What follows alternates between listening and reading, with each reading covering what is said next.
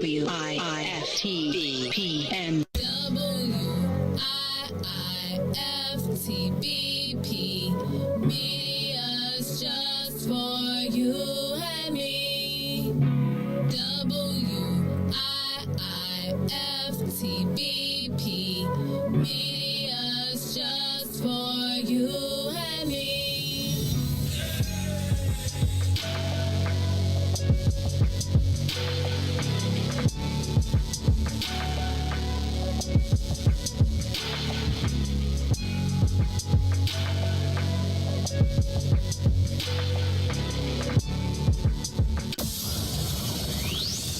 Shop at Black-owned and operated Solo Beauty, where you are appreciated and respected.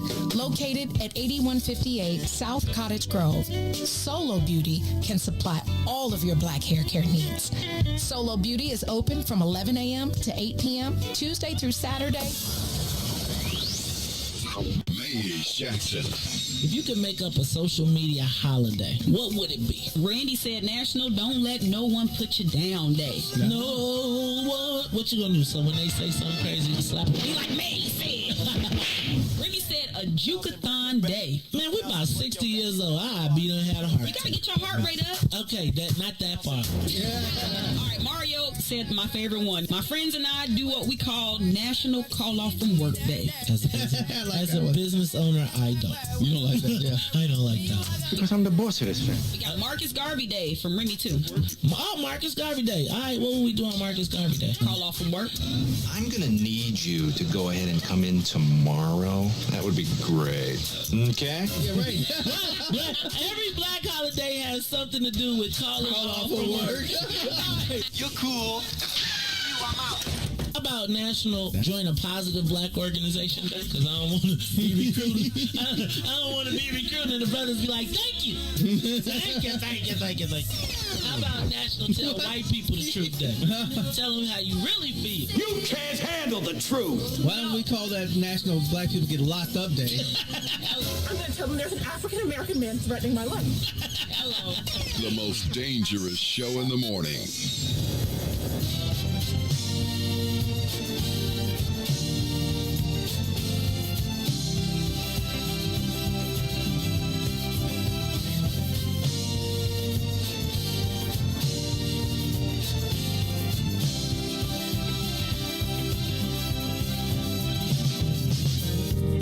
What about my love?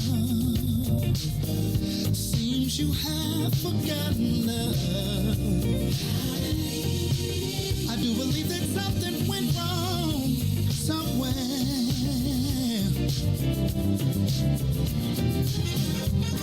What about my feelings? Do they mean anything at all?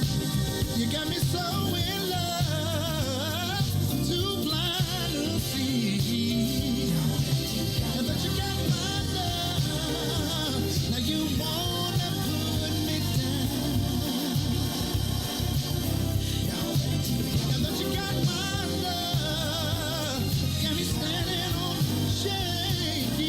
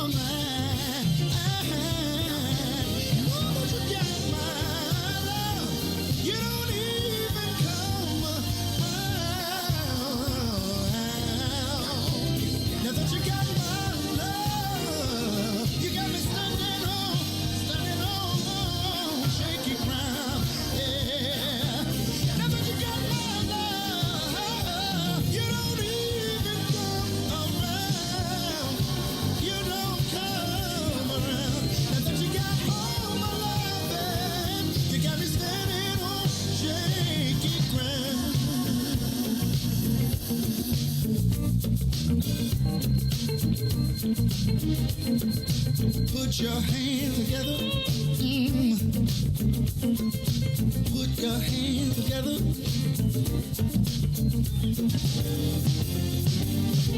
Before you leave out the door, before you leave out the door, baby, won't you change your mind? Really wish you would change your mind. Now that you got my love, you don't even come around. Now that you got my love, you got me standing on shaky ground. Now that you got my love, you don't come around. Now that you got all my love, yeah, you got me standing on shaky ground.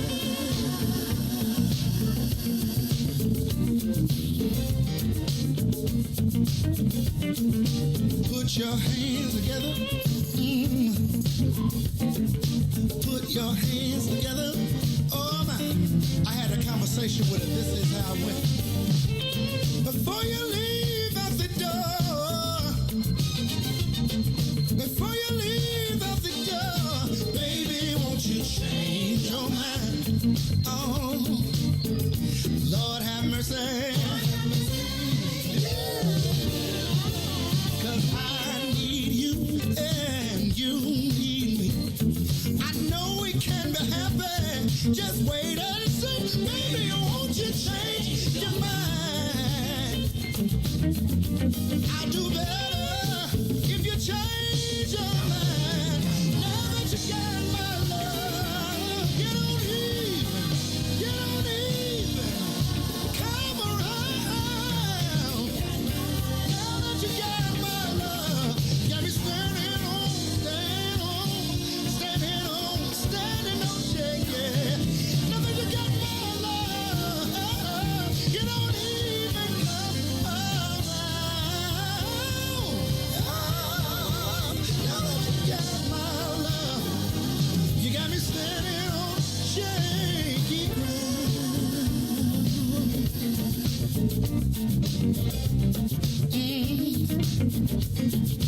Baby, won't you change your mind? Baby, won't you change your mind? Oh no, I've been hoping, baby. I've been praying, baby. Yes, I have. Baby, won't you change your mind? Oh no.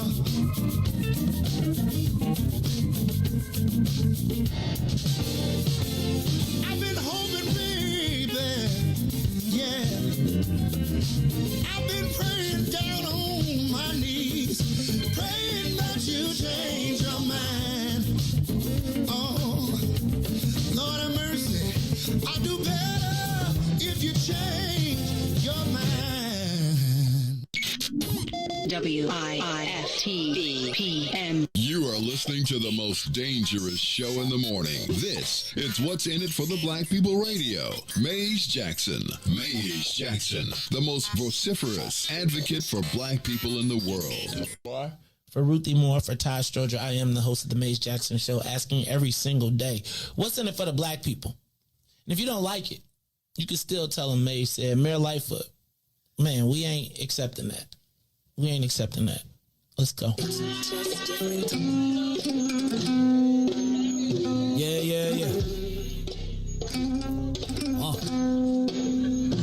Let's get down to business and go ahead and address the facts, man. Lightfoot seems more lesbian than black. Rahm Emanuel's another case. He was just as tired. 50 closed schools left much to be desired. Police had Anjanette naked on that body cam. They suppressed the footage so it couldn't touch a lot of hands. Reminds me of that 16 shots in that cover up. Both of them similar, so I went and dug it up. George Floyd killed, a lot of riots happened in the town. Southside burned and they wouldn't let them bridges down. Grandmother sick, need a prescription and plus a couple groceries. You gon' have to travel just to get it now. COVID-19 out here shutting all the business down. Not enough SBA loans to even give around. So many failed businesses that you can put them in the pile. If you don't survive the pandemic, it's gonna sit you down. We sing, dance, play ball, entertain, and crack jokes. Government infested black neighborhoods with crack smoke. System that milked us so bad, we got lactose. Still trying to find out what's in it for us black folks. We sing, dance, play ball, entertain, and crack jokes. Government infested black neighborhoods with crack smoke. System that milked us so bad, we got lactose. Still trying to find out what's in it for us black folks. Shout out to Willie Wilson, hope one day you get to send it. We need some different players in the game to handle business. Too many shady characters like Madigan and Blago. But when you really break it down, it's typical Chicago. City full of gangsters, it's what the land was built on. Same streets with hood legends, DNA get spilled on. Carjackers out here lurking, trying to get they steel on. Looking for a block to put them Hellcat wheels on. Let us give bogus appraisals a red line. Car crackers out here getting minimal fair time. And I'm the seal carry, I stay with the pipe. But Illinois gun laws giving minimal rights. Stay up on the swivel, make sure I'm moving tight. Check all of my mirrors when I pull up to the light. Pick my homie up from out of town, man, he caught a flight. He was hella nervous, told him, shorty, this a way of life. We sing, dance, play ball, entertain, and crack jokes. Government infested black neighborhoods with crack smoke. System that milked us so bad, we got lactose. Still trying to find out what's in it for us black folks. We sing, dance, play ball, entertain, and crack jokes. Government infested black neighborhoods with crack smoke. System that milked us so bad, we got lactose. Still trying to find out what's in it for us black folks.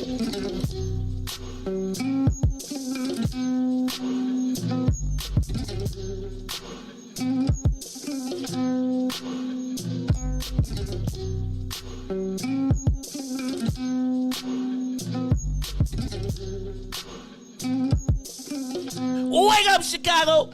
Wake up, world. This is the Maze Jackson Show. I'm your host, Maze Jackson. In the building this morning, I'm feeling all right. You know what I'm saying? I fell asleep early. Excuse me, didn't even fight it. Did not fight the feeling. When the sleep came, you know how when you're a little kid, the sleep come, you be, no, I'm not sleeping. I'm going to sit up. I'm not going to go. Like you ever babysit a kid, and you be that, like sleep be at them. They be playing the sleep game. They be like, oh, no. Like you be like, oh, no. And then they be popping back up. Nah, then you be trying not to move. Man, I'm telling you. That's the old days as a dad. I know some people get their kids medicine. Oh, that's crazy. Then be wondering why they walking around here sipping. Be running around here creating early addiction. Come on, take this NyQuil, baby. You crazy. You give them that little half a cup of NyQuil. Half a cup? Not half a cup. You know. Oh, dog, you killing me. Look, Riis, a cap. You know what I mean? Give me a half a cap. You know. Are you serious? Keep all the germs away. You feel me? You, come on and take this medicine. Trying to say, you don't got no socks in your feet. That's what's wrong with you. Boom, you take them two. You take that little shot, and you just knock it out. You just watch them just. You watch it, and then 20 years later, they be like, laying, sipping on the lane, I'm leaned up. They be like, what? You be like, how you know about that? Them rappers. The damn rappers, right. That's what I would do. I blame it on the damn rappers. We're not. Anyway, they're not rappers, they're thugs. No, I'm just joking. Remember when they said that in the song? They're not rappers. We're not against those rappers. Bone Thugs and Harmony. But we are against those thugs. Thuggish, ruggish bone. What you know about I remember the first time I heard that my cousins from Benton Harbor, they was like, cuz, we got to put you, because I was the cool cousin. Mm-hmm. They gave me that mess. I was like, if you don't get, because that was during my Red Man, during my straight New York rap days. I was freestyling, doing the whole thing. Okay. The deodorant dude? No, listen, man, Red Man and Method Man, they had some heat. First of all, Red Man, I gotta tell you that Red Man, Reggie Noble, I gotta put him in my top 5. Ooh, not the deodorant dude. I gotta put Reggie Noble in my top 5. In my top 5. Ruthie, you don't know about Red Man? I just told you. Not at all. No, I'm talking about you talk about Red Man and Method Man. See, I'm talking about straight red. I'm talking about Dare's the Dark Side. I'm talking about, come on, man. Y'all remember Time for Some Action? Come on now. Y'all remember when Rap City used to come home and everybody used to come home and sit down and check out? Okay, man, we know about the basement with Big Tigger. Yeah. We know a little bit. Did y'all know about Chris Thomas? Chris Thomas. That was man. You remember See, who's that? Like she like Sway or somebody? Tigger was. You know what? I'm gonna move on. We always go. You know what? Y'all be around here ageist than a mug. What you talking about? Stop ageisting me. You ageist. Y'all ageisting me. I'm getting a new crew so I could be offended. Speaking of new crew being offended, did y'all see Dave Chappelle? I saw the clip. I haven't watched it. No. Right now, I'm telling you now, I don't really care what. I can still hear it. You can still hear it? Dang, I thought I turned it. Dang, damn it. Hit the mute button. Thanks, Reese. You so smart, Reese. You got all the ideas. Smart. I mean, he turned it down until it was one notch. Though. That's I got big fingers. All right, Reese. It must be Wednesday. Reese feeling himself. Mace. I got you, Mace. I got you on this one. Reese, you don't even know what you talking about. You just ain't never had no new Mac with the slide bar, so you used to having to push that button. He ain't got no buttons over here. He got a touch screen. So he don't know how to work the touch. So it's a little, it's a little bit more. It's a little bit more. It's a little more technical with the swipe off. Right, because when you raise your finger up, it don't necessarily. It could go all the way to the end. He don't know about it, Maze. So at the same time, you treated me and him at the same time. She didn't. No. She said, hold on. She said, hold Team on. Maze. Hold on, Reese. Team Apple. You don't know what you're talking about because see, you just got to step your game game up. You got the up. old one. Maze got the new one that he don't know what to do with yet. Okay, so he's thinking he hitting the button, but he really ain't hitting. Nah, I bought it off. So you just mind your business. I bought the. He got a big finger, like literally. If you like, it is. I got it. It is, and it's and then it ain't like you. You know how the old days you could just push a button. Maze, they don't know. They don't know, Maze. Thank you, Ruthie. They don't know, and obviously neither does he. Right? Okay. All right. Okay. Oh, this must be Wednesday. Because somebody's smelling themselves. The whole shot she was sitting at you though, but it's cool though. It's cool. Ruthie is when I be like, I can't figure this out, I be like, Ruthie, just fix my phone. Just make it do it. And she just be like, here, give me your login. Then I be like, just fix it, make it do it. She be like, did you know that they're tracking your heartbeat right now? Oh my goodness. And I was like, wait, what you mean? She was like, look, right here. Ba-boom, ba-boom, ba-boom, ba-boom. And I was like, Ruthie, they can't be tracking my heartbeat. And so she took my phone and she was like, look, here go the problem. They make it where it's hard for you to even find how to even turn it up. Right. And she told me about it. Hey, man. They don't understand, man. See, man, I can't fight every fight, Reese. That's why. That's why Ruthie, we renaming Ruthie Ruthless. No, we not renaming her. We naming her street name Ruthless now. You know I'm not ruthless. Ruthless. You know, people been trying to give me that. It's just something about adding less to Ruth. Oh, okay. For a minute now. Ruthie, give me some more. Ruthie Mo. Oh, see, there go Ruthie Mo. Give me some. Ruthie, give me some more. There it is. All right, y'all. It's the Maze Jackson Show. I'm your host, Maze Jackson. Got my girl, Ruthie Mo. Ruthie, how you feeling this morning? Pretty good. It's Wednesday. Just trying to make it to Thursday, then Friday. I woke up today like it's not Thursday. I know. Because it's kind of like we got it's like a little extra day they snuck in there. Something, but it's okay because we getting it back next week. We not taking it And off. it's a lot of fun stuff happening this weekend. What? You know, don't forget. Hold on. Did y'all forget we got the... I peeped it on the screen. You peeped it? All right, I'm going to tell you, we getting ready to get fresh. We getting fresh this weekend. It's going to be on and popping. I'm just telling you because in case you did not know, it is the weekend. This weekend, we are having our tailgate. Reese, are you finding the crates, man? You got to call Wally. Call Wally and Eddie, man. You just said you was going to have people bring us crates yesterday, man. Come on. Where they going to bring them from? Well, where they bringing them at, Reese? We got to have them there on site. They got to bring them to TP and drop them off. All right, so do they know where TP is? It's at 5401 South Wentworth in the back of the Dan Ryan Mall. Y'all go in there and check out Big Swill. He got all type of stuff in there, too. Have y'all seen? Man, he got the raw cones up in there. He got the extended clip ones, though. Like the ones you can't find. Like, he got, like, the extended one. Like, dude be like, man, I can't find these nowhere. Excuse me. Then you can go to, he also got, like, the glow-in-the-dark rolling trays and all that. Plus, he got the Whiff-the Baguette. Do y'all know that he sold out of all of the, Support my Weed Man t-shirt? No. Oh. You sold out of all the Whiff-the camouflage. I didn't know I didn't know it was popping like that. Yeah, my sister bought one. I heard. The camouflage. Well, he just re-upped, so they coming in this weekend. So if you want to get your Whiff-the gear and you don't have it yet, you can get it at the tailgate. You can stop in, support us, help us get that cracking. But, Ruthie, what you making on your side? I forgot you trying to play funny. I might. I might pull up. I'm feeling the kind of way. Like you park your car. You can. Hey, I got a wedding this weekend. I might be, partied out. don't catch the little thing that they throw Ruthie. Ruthie, you gotta wear one of them things on your leg. No, you don't got to wear like one of them things all hyped up. Like the bride. I thought all y'all got one for the bridesmaids. Yeah. What she get y'all? Did she get y'all like a spa day?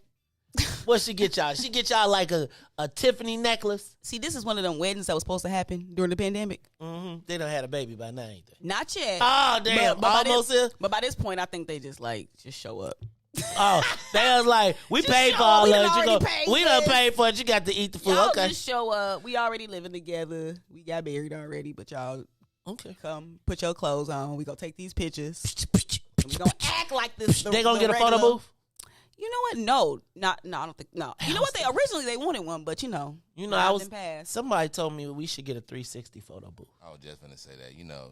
I've been seeing those. That's the new thing again. Yeah, but I'm like, man, them bad boys. So I was looking at the 360, but you got to use it like 7 times to make it work. Make it worth its money. Oh, you mean like not just? Yeah, that bad boy like $4,000. Yeah, right. You think I'm playing? I bet it is. Right. I bet it is. There's the lowest one is 2,900. That's a small one. Like what? That. And then you want 4 people standing on that bad boy? Yeah. Oh, cuz, yeah, you paying about 8,000, 9,000. What? Yeah, there's enough room for really 1 and maybe 2 if you get the small one. You have to back to back, can't move too much. Hey, Ruthie, I'm telling you like this. You pop them bad boys off for like $700 a pop. If I had a hustler in the family, man, I would give that to somebody and say, this your hustle. Just bring me mine back. But it'll be somebody be like, man, I done broke the camera. Man, it don't come with no camera on there. Dang. Oh, no, like the one I usually see is you can usually program your phone to it. So you just put your phone on it and spin around. No, I'm talking about the one. Interesting. I'm doing mine where I keep the information. You talking about, nah, homie. You put my camera on, punch your phone number in there. Beep, beep, beep, beep, beep, and I can text you. Interesting. Hey, homie. Yeah, you see? The leverage. Riis! The leverage. Bingo. It's the Maze Jackson Show. Maze Ruthie around here throwing bombs. Riis! It's Wednesday, dog. I'm almost close to renaming this bad boy, but I ain't. I'm just playing. Riis, it is, it's a little early, so I still can sneak it in. This week on Wednesday. I said it quick. You said it. We go Wednesday. Riis. Yo. What y'all got in store for us? This ain't the off week, is it? Is this the spray down week? It might be. I didn't want to bring it up, but unfortunately, I had one of my favorite cousins had a heart failure like 8 p.m. last night. So, and then it was like wasn't even confirmed with the family until about 3 this morning. So we still trying to do that. But yeah, I mean, like, we got something. So like I know. After I get off, I'm gonna stop by that. It's actually crazy. It's like how you don't know your own family. When I found out, I called him, and this girl picked his phone up, and I asked where he lived, and he lives 10 minutes away from me. That is so crazy, and I probably haven't seen him in a good. Like we talked on social media, but like not in person in some years, and it was kind of crazy because his mother had just lost his brother. And we don't know like what happened to him. We pulled him to his house about 16 months ago, and he was just passed out dead in there. And so she already lost 3 sons. She only got 1 son left, so I got to go check on my auntie. I just got to go do a little family stuff early, so I'm gonna go ahead and knock it on out. Oh man, brother. On everything, prayers up to you and your family. And man, if it's anything, hey Riis, I'm gonna tell you, you're a loyal soldier. So if it's anything we could do to be helpful, please let us know. Everybody in the universe, please send up a prayer for our brother Riis and his family. And put your dig down when you do it. Send one up. All right, it's the Maze Jackson Show, Riis. So but you forgot your signature, dog. You can't. I'm blessed by the best. You know the rest, man. Even though good or bad, man, everything happened for a reason. I believe in it, so I'm blessed by the best. I just like you're trying to say, man, give folks their flowers while they're here. Any reason why you mad at somebody and their family, man, get over it because, man, they can be here today, gone tomorrow, and you can't fix certain stuff. So that's real. Man, family's family. We can't pick them. Sometimes they do something a little grimy, but hey, man, you can still love them from a distance, but take all that hate out your heart, man. There's some people I know that ain't spoke to people in years, And some of them even forgot why they mad at each other. They just know they mad at each other now. You know what I'm saying? I just know I'm mad at him for what? I forgot what he did, but I just know I'm mad. Like, come on, y'all, let's. I usually write it down. See, man, you a special kind of petty, Matty. I don't ever know if it's petty. I think I've been through a special type of situation. So I write everything down. Now, don't mean I won't forgive you, but it does mean that if you swipe from me before, I'm not leaving you in the crib. Hey, we can go meet at the crib. But I'm not going to see. And that's the whole premise of forgive and forget, right? Like I can forgive, but I'm not going to put myself in a situation to get got again. That's just that. Family, friend, foe, whoever. You ain't gonna get me twice. And if you can get me twice, then you got something way more important. You right? The only person that get me twice probably is my mama, my sister, my wife, and my kids. Everybody else, hey, yeah, look, all right? It's a lot of people in the world. Hey, y'all send it up though. My man Riis been dropping some little knowledge on people these couple days. Riis, hey man. For a dude with a blonde ponytail, would you sure be? You've been around Church Chicago just a little. They done woke off on you. He woke me up this morning. I've been around church all my life, you know. I know, man. Did you play the organ? Nah, man. I was in the choir. I led one song. I don't know why I did that. And you got tape of it? No. I'm glad it isn't. Man. No. Listening. You got see. Hey, you know I was the preacher's son, and I couldn't even be in the choir. I could star in the plays, and I had to do the Milli Vanilli when it was singing time. You know how they had the church play program every Christmas, and I always get the part. But when it was time to sing, they'd be like, "You stand over there." Oh, so I had to join the usher board. You just couldn't sing. Oh, I couldn't. You see, you hear me here in the morning, don't you? It be all right. Dang, Ruthie, you good. You good. It be all right. You ain't no like Luther or nothing. That was Tony the Tiger. Great. Hey, y'all, this is the Maze Jackson Show. I'm your host, Maze Jackson. Okay, I do got to ask, though. Did anybody see Dave Chappelle last night? Not yet. Ruthie. Okay, no, so black folks, I'm just telling you now. Watch it. Beyond watch it. So I cannot tell you how many times. First of all, it was an exhausting day. We did not get home until late.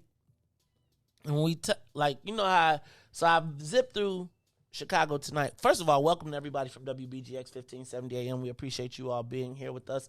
Not like we don't appreciate everybody from Facebook Live, YouTube, Twitter, and Twitch who are watching with us right now.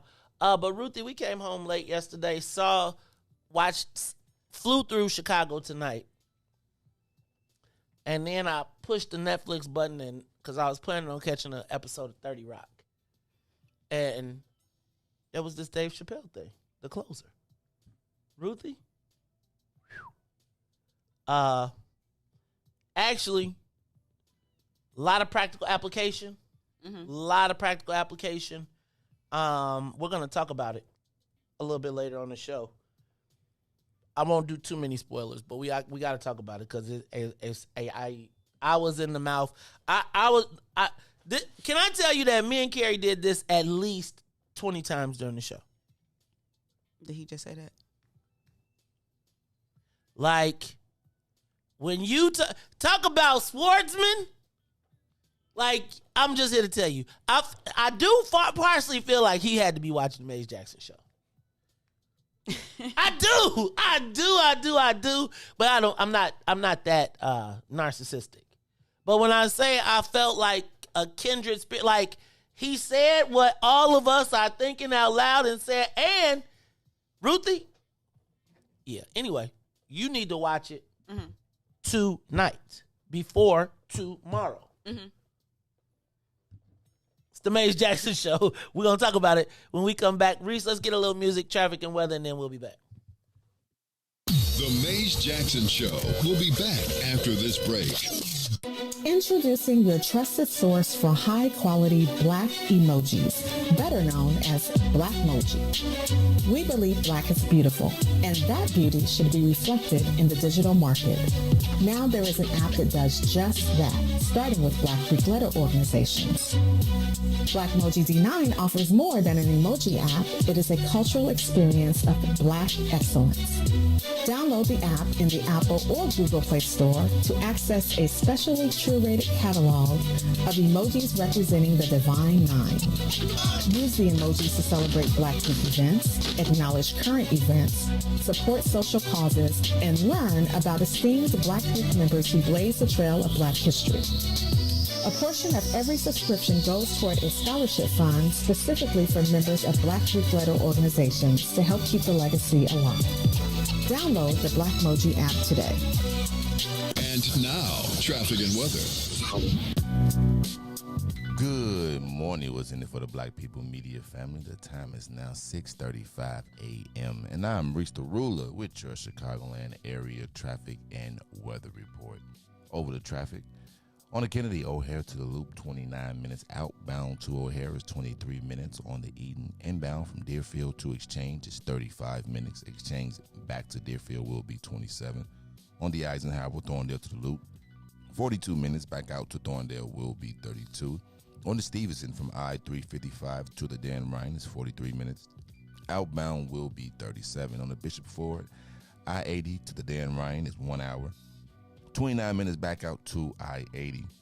The Dan Ryan is 17 minutes to the Loop, 16 minutes back to 95th.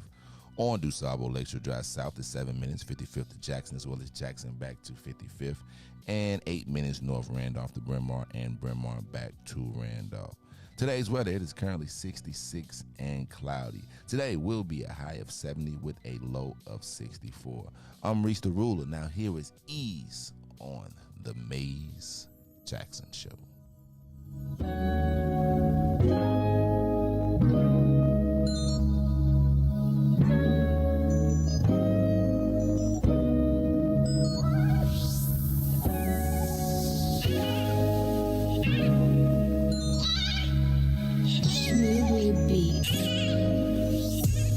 I brush the crown and you keep calling me. Give you some love and you want all of it. I'm out here working, nigga, get a grip. I'm just trying to touch a million. You just wanna coexist. I say you clingy and you contradict. Give you my heart, you think it's counterfeit. Give you my word and you won't trust in it. What's the point of loving me if you don't know what trust is? I need the ease you give now. Please don't back down on me. I know you've got the attention I need. Put your pride aside for me. Oh, 'cause I need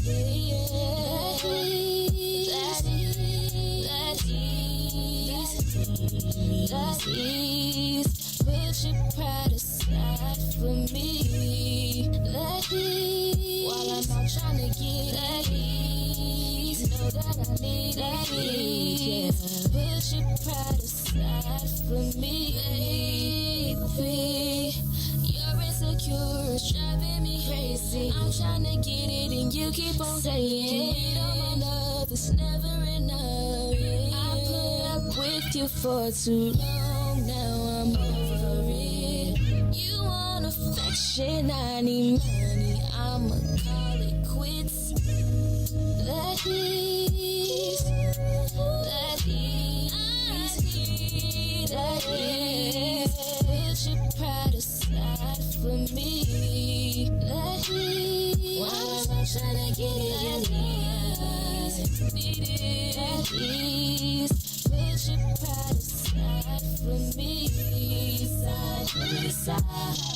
Put it aside, put it aside. Put it aside, put it aside. Put your pride aside, put it aside. On me. Put your pride aside for me.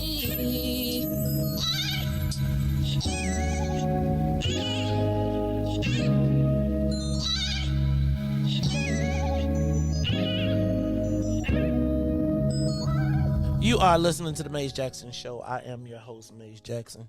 Got my co-host, Ruthie, Moore in the building, plus DJ Riis. I think he mad at us again, Ruthie. He ain't turning on his camera. That's all right, though. That's okay. Ooh, I just pushed the wrong button.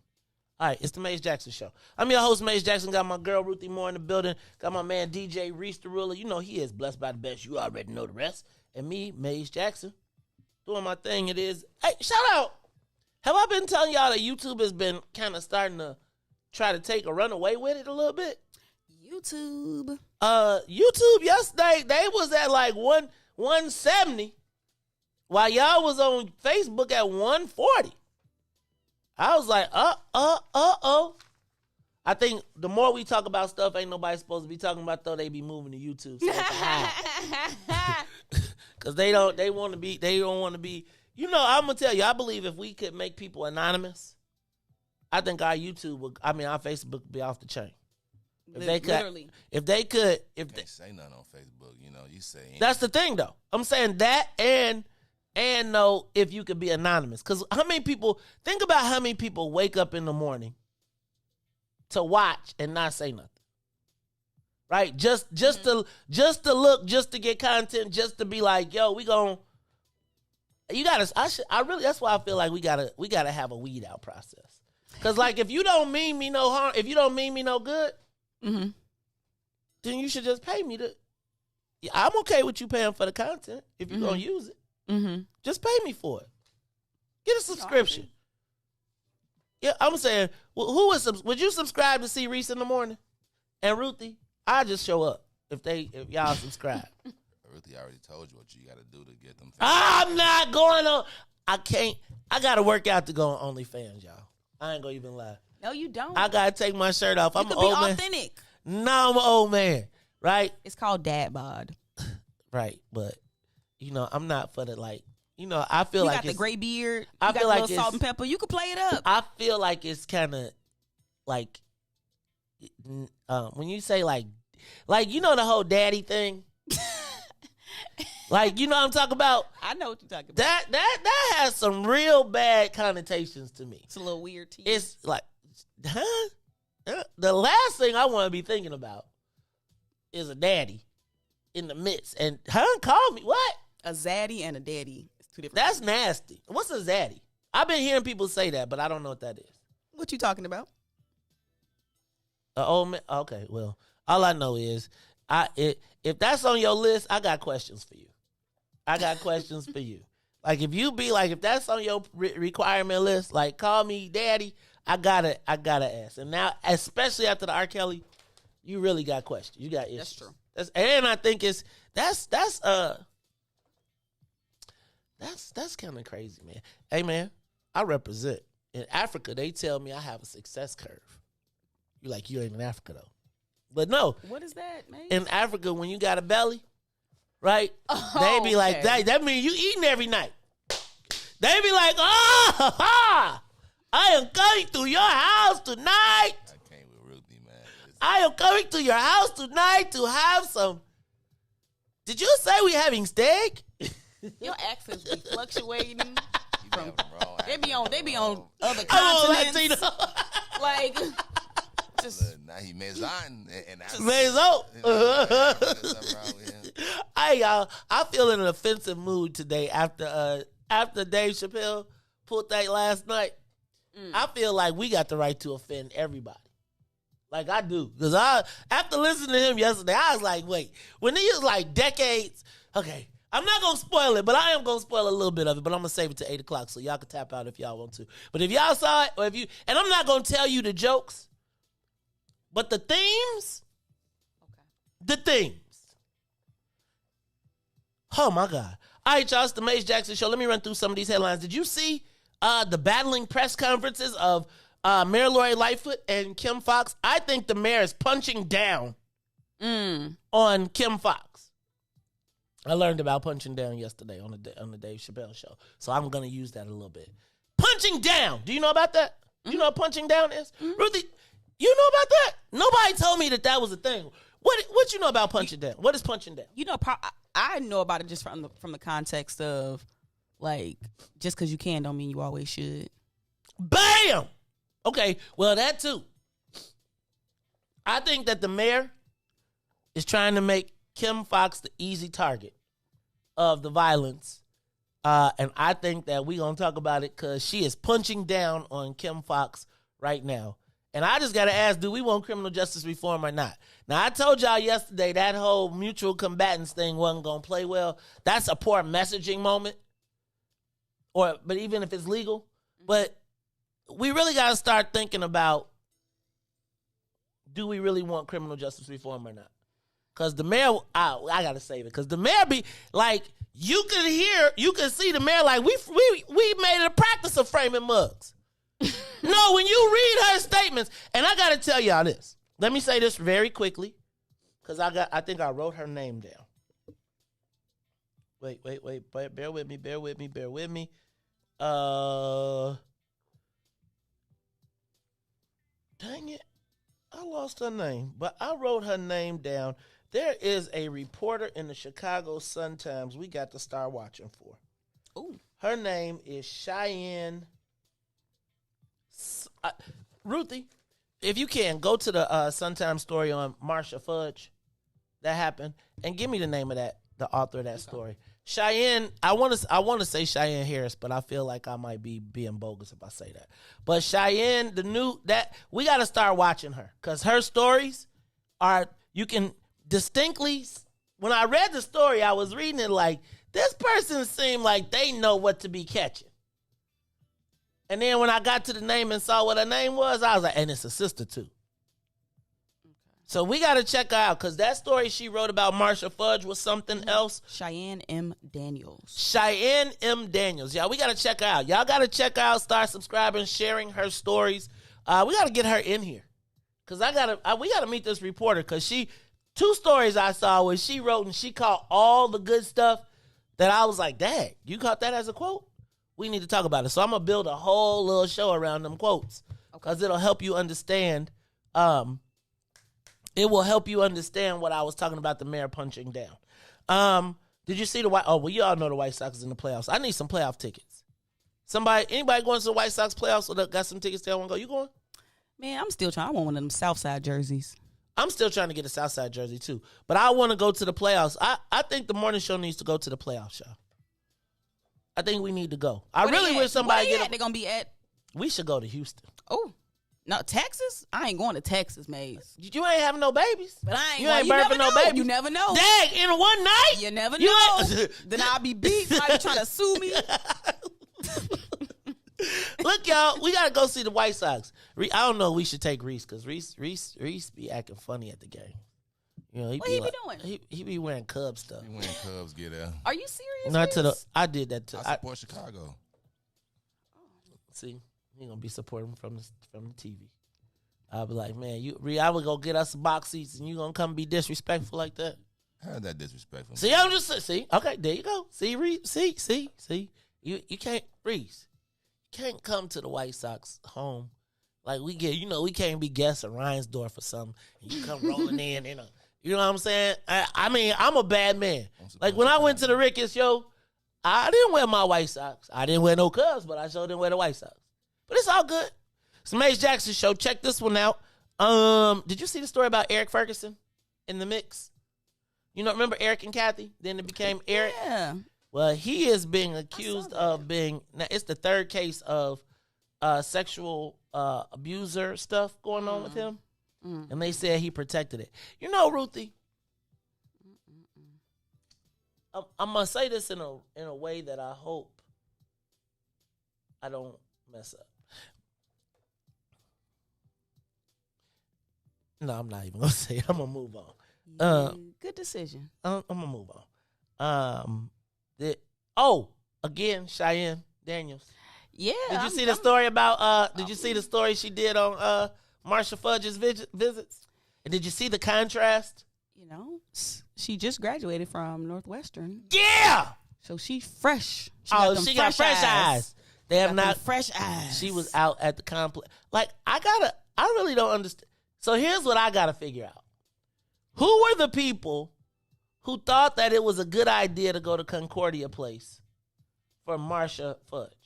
Do you understand that they was like, just in March, Ruthie, you busted it all the way down there, but when you read Cheyenne's story, she talks about the people where had the Airbnb, the people that are currently there that they had on the press conference were staying in Airbnbs because of mold, and now they have plastic covering it all. And it was like she wrote it like, here's the story, black people read this. Okay, I don't want to blow a cover though, because I'm scared they might. But hey, y'all, we got to start watching the Cheyenne Daniels stories. Straight up. Because both of those stories today, the one on Kim Foxx and the one, it was like she pulled out the best nuggets to exemplify what you could see in that story, like what we should see in that story. And if you read that story about her and Lori Lightfoot and what Lori Lightfoot said in the press conferences and in regards to this whole thing, because I do believe we got to talk about that. So we'll save it. What else do I have on my list? I said the Rap City returns, and J.B. Pritzker responded to Ken Griffin. Mistake number one. Why is all these beefs happening all at the same time? Because it's getting to be election time. Woo! And everybody got a stake they claim. I'm going to tell you.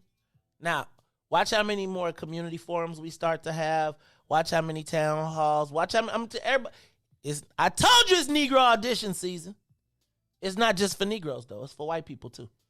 It's the Mace Jackson Show. All right, y'all. Hey, Riis, wake up back there. You got your finger on the big button?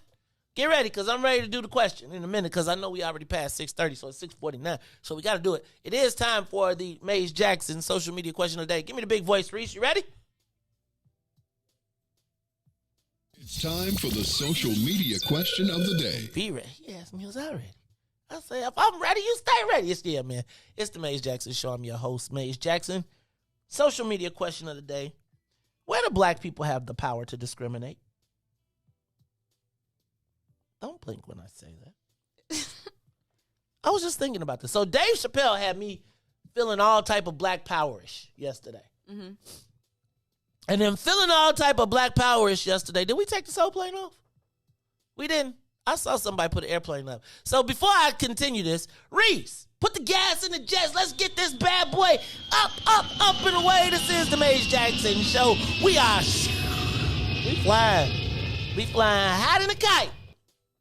That's what my cousin be saying, not me. Mm-hmm. Anyway, so, Ruthie. I was feeling very black powerish yesterday after watching Dave Chappelle. See, that's why I got my African-American college shirt on. I was feeling, see the red, black, and green? You see Dave Chappelle flip this logo? He had red diamonds, green diamonds, and black diamonds. Mm. On top of some gold with a gold C. He was getting it. I don't know who picked that suit, though. But anyway, whole nother story. I was feeling pretty black powerish after watching Dave Chappelle. Like, I almost felt like running around beat, like, oh. Like, you ever watch the movies and you feel like you want to be in the movie? Like, I was running around punching the air like, yeah, Dave, tell him these white people,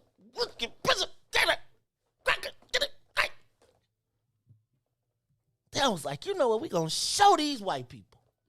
We going to show these white people that they can't have, that we going to discriminate against them and show our power. And I was like, we ain't going to let them come to our... I was like, damn. What we got we can't let them come to? Then I was like, they can't use our... And I was like, damn. What we got that they can't use? I was just thinking like, and even if we had some black, all black, I feel like if a white person walked in, people go out their way to make sure they felt comfortable.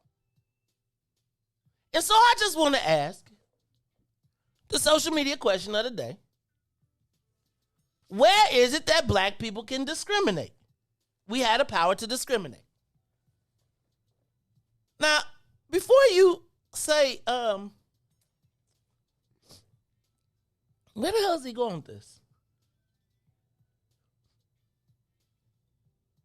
I think the ability to have something that others desire and the ability to control access to it is an opportunity for us to create power. I got something you want, but I get to decide at my whim whether you get it. And by giving you access to it, it allows me power within your realm. How the Saudis and the Arab countries do it through oil. The Mexican cartels do it through fentanyl that they using to kill y'all. The Chinese are now doing it through everything. And I was just wondering, what do black people control that we have the ability to discriminate against? And even if we did, would we? I was thinking about rap. And this is one of the main reasons I said I think Dave Chappelle was... To me, there was a time when we controlled rap. Now, not the money, but the product.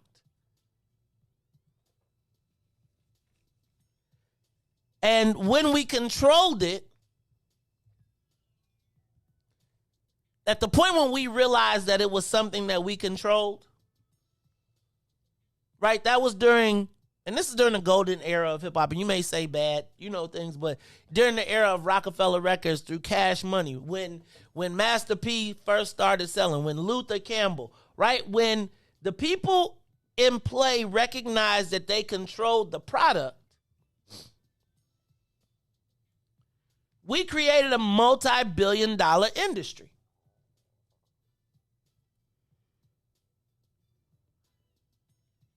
They said, we're going to introduce Eminem into the stream. Now, I'm just telling you, we got all black bosses. All black bosses. You talking about, they straight holding up the record companies. The record companies that had stole our publishing and all, they was like, you ain't getting none of that no more.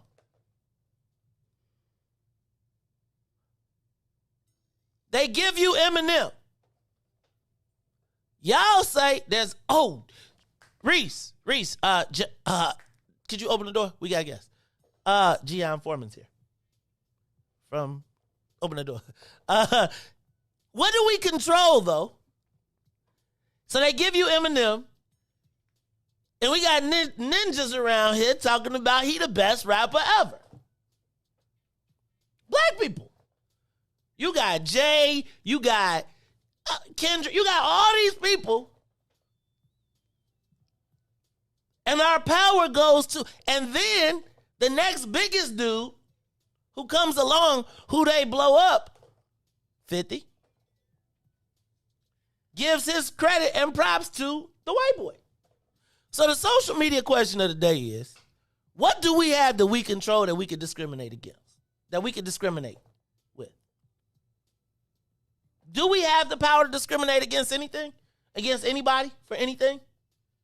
Like power. I think we have the ability to make collective impacts.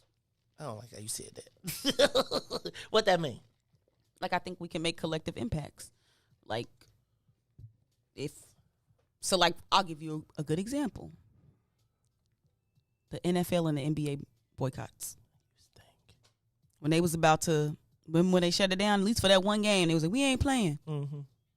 That is power and control, because we know that, part of our culture is athletes, entertainment. Okay. And so I think that was really a moment that could have galvanized some collective action amongst black people. I agree with that. I think y'all let Obama did. That's football. I'm going to take you to the NBA. That's what I'm talking about, NFL and NBA. Remember when they was going to shut it down? And the people's hero, the people's champ said, Obama told us we need to play. That's what I'm talking about. That was an opportunity for some collective direction.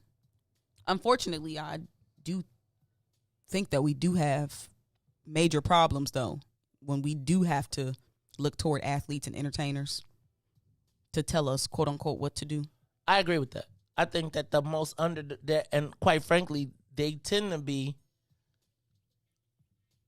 intentionally underdeveloped in their concern for our community in a meaningful way. I would tell you that most athletes, the whole play with the athletes is to create a foundation that gives you the illusion of doing, and I'm not saying that they don't do good, but they keep you in the basketball camp world, etc. So I got to ask you, though, what do we control that we can discriminate on? Can we discriminate in our own neighborhoods? We get discriminated on in our own neighborhoods. Think about that. People come to your neighborhood, open up a joint, and then be like, they treat you away in your own joint. Anything? Give us a call, 872-259-7474, 872-259-7474. Is there anything that we can discriminate on that we can use to control, to leverage power? Our money, too, though. How can we discriminate with our money, Ruthie? Through collective action and not spending it on certain stuff. Like what? Whatever. Like, let me think of something that black people stop buying. Okay, so Jay-Z and the liquor. When he said stop drinking, what was it, Cristal? And drink mine. Like, so once it was eliminated from the cultural lexicon and it became person non grata, you see, ain't nobody. You don't see no Cristal no more. We did. Only one time. Remember? I remember at the place when they... And we made the white people drink our leftovers. That was wonderful. That was the imaginary players moment. When remember we was at Chicago Cut and Don came with the bottle. We had Cristal and the white people was like, they're drinking Cristal. We was like, we had enough. Y'all want the leftovers? They was like, why, yes. Remember, and the white dude was like, because I'm trying to take both of them home. My type of guy, but anyway, I mean, that's kind of crazy because he took that bottle and is doing COVID too, so you know he was taking chances. No, he wasn't because they were extra. I mean, but see, let me tell you something, Riis. Go ahead. Let me tell you what I learned when I went there. What? You don't got to touch that bottle yourself. See, you don't, and you don't got to. And if you do, you probably not getting the best service that's available. Bam. So you with Don, you ain't touching no bottles. You ain't even got to cut up your own meat. Man, that is true. Me too. Huh? I gonna feed it. If you asked them, I bet you if you asked them, if you said I need, but I would be taking accommodation. pictures of you with a white dude feeding you meat. It might be because you got a disability or something. Nah, I think white dude feeding Riis meat. I'm gonna take a video. I'm gonna eat it too. Like, look at. You know what? Thank you. This is the Mace Jackson Show. Hey y'all. You know what? In the building. Check this out, y'all. Shout out to my man, Tory Barrett, because yesterday Tory Barrett was listening to me snap. Y'all know I went off yesterday because, you know, and after the Dave Chappelle, I'm feeling a real black power-ish. I'm telling you, I'm feeling black power-ish. Ruthie, when he said the space joint, though, I was still too nervous to say it in public. But when he said the space joint, I was like, yeah, he's going to be canceled. But he ain't gonna be. He not getting white people. He not getting like mad people canceled. He getting top shelf canceled. Dave Chappelle, he can't be canceled. Yeah. If you think Kanye can't be canceled, it's Dave Chappelle. Well, I'm gonna tell you, and it was like I think we might see the only other freest black man besides Minister Farrakhan. Cause after that show yesterday, I was like, dog, they finna take your lunch. But Dave Chappelle was like, they already tried. And he talked about he said, and can't nobody front me because I had the bag and I walked away from it and I came back. And that's why I feel like I just so much. Anyway, it's the Mace Jackson Show. Look, y'all, in the building, though. Yesterday, my man, Tory Barrett, during the show, he was texting me. I'm like, man, you know how it be when people be texting me during the show, but we were talking about the police board. The president of the police board, Gian Foreman, said that he was moved after going through Holocaust training, and it created a level of understanding. And I felt the same way after that. But as needs to happen, instead of talking about it in the shadows, Gian reached out to me yesterday, texted me during the show and said, hey, bro, Tori said, I need to talk to you about what's going on. And I said, well, man, let's come on. When can you come on? He said he can send me some days. And he's like, I'll be there tomorrow.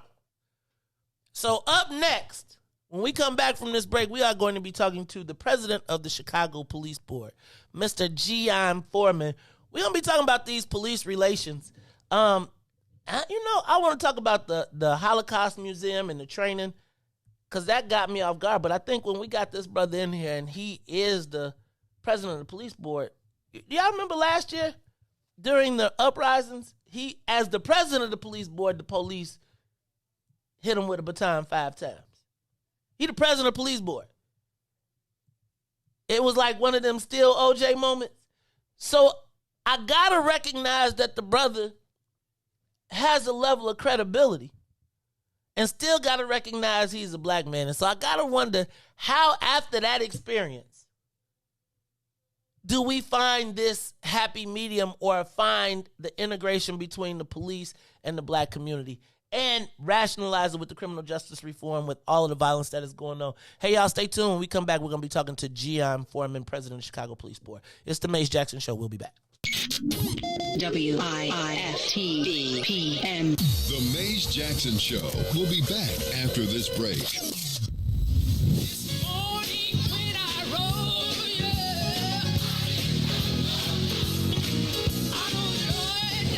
Church Chicago's Power Hour. I'm your host, Angie Mims, and Terrence Keys, TD, a.k.a. Terrence Daniels. I wish I had one witness in the house. You got one. You got a couple of them. Got two T's. Give me a testimony. Oh, Lord. He's did it before. Oh, Lord. I got one. Better. I got 5 reasons. 5 reasons. Oh, Lord. He turned it around. Turn it around. He woke me up this morning. Oh. Don't do this. Don't do this. Go number ahead. 4? He woke me up this morning. Come on, number 3. Come. He woke me up. Oh, Lord. He woke you up. That thing can touch you. I'm One telling of you. them 5s will get you. What's the second one? He woke yes, sir. Yes, sir. Oh, my God. And the number 1 reason. Number 1. Final answer. He woke me up this morning. He woke me up this morning. That's a testimony. That's a testimony.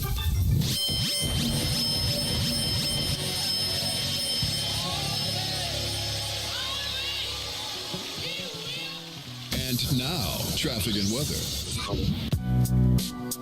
Good morning. What's in it for the Black People Media family? The time is now 7:07 a.m. and I'm Riis the Ruler with your Chicagoland area sports traffic and weather update. And sports, I know it's only preseason, but in the NBA, the Bulls hosted the Cleveland Cavaliers last night as Zach LaVine would score 25 points in just 24 minutes as the Bulls will win 131-95.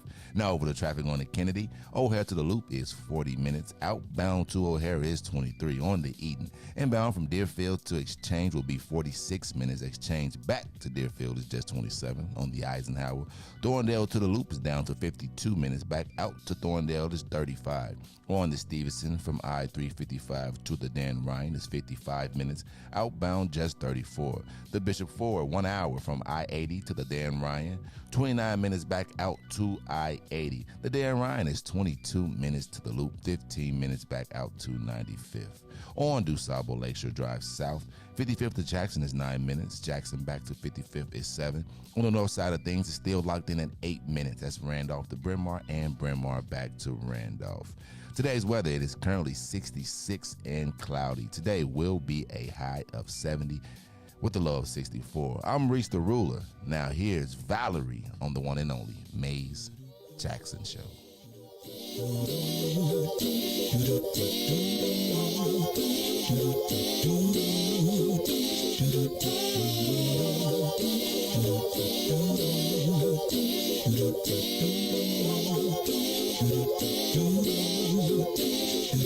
Well, sometimes I go out by myself and I look across the water and I think of all the things what you're doing, and in my head I paint a picture. Since I've come home, well, my body's been a mess.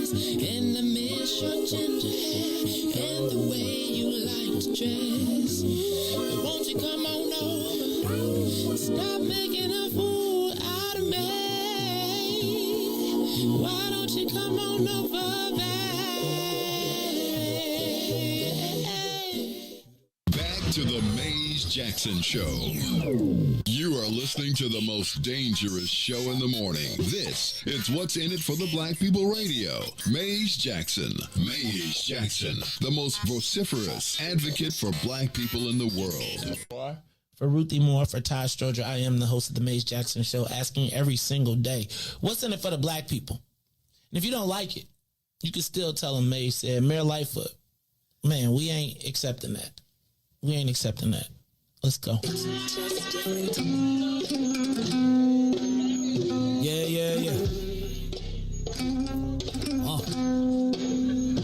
Let's get down to business and go ahead and address the facts, man. Lightfoot seems more lesbian than black. Rahm Emanuel's another case. He was just as tired. 50 closed schools left much to be desired. Police had Anjanette naked on that body cam. They suppressed the footage so it couldn't touch a lot of hands. Reminds me of that 16 shots in that cover-up. Both of them similar, so I went and dug it up. George Floyd killed, a lot of riots happened in the town. Southside burned and they wouldn't let them bridges down. Grandmother sick, need a prescription and plus a couple groceries. You gon' have to travel just to get it now. COVID-19 out here shutting all the business down. Not enough SBA loans to even give around. So many failed businesses that you can put them in the pile. If you don't survive the pandemic, it's gonna sit you down. We sing, dance, play ball, entertain, and crack jokes. Government infested black neighborhoods with crack smoke. System that milked us so bad, we got lactose. Still trying to find out what's in it for us black folks. We sing, dance, play ball, entertain, and crack jokes. Government infested black neighborhoods with crack smoke. System that milked us so bad, we got lactose. Still trying to find out what's in it for us black folks. Shout out to Willie Wilson, hope one day you get to send it. We need some different players in the game to handle business. So many shady characters like Madigan and Blago. But when you really break it down, it's typical Chicago. City full of gangsters, it's what the land was built on. Same streets with hood legends, DNA gets spilled on. Carjackers out here lurking, trying to get they steel on. Looking for a block to put them Hellcat wheels on. Let this give bogus appraisals a red line. Car crackers out here getting minimal fair time. And I'm concealed carry, I stay with the pipe. But Illinois gun laws giving minimal rights. Stay up on the swivel, make sure I'm moving tight. Check all of my mirrors when I pull up to the light. Pick my homie up from out of town, man, he caught a flight. He was hella nervous, told him, shorty, this is a way of life. We sing, dance, play ball, entertain, and crack jokes. Government infested black neighborhoods with crack smoke. System that milked us so bad, we got lactose. Still trying to find out what's in it for us black folks. We sing, dance, play ball, entertain, and crack jokes. Government infested black neighborhoods with crack smoke. System that milked us so bad, we got lactose. Still trying to find out what's in it for us black folks.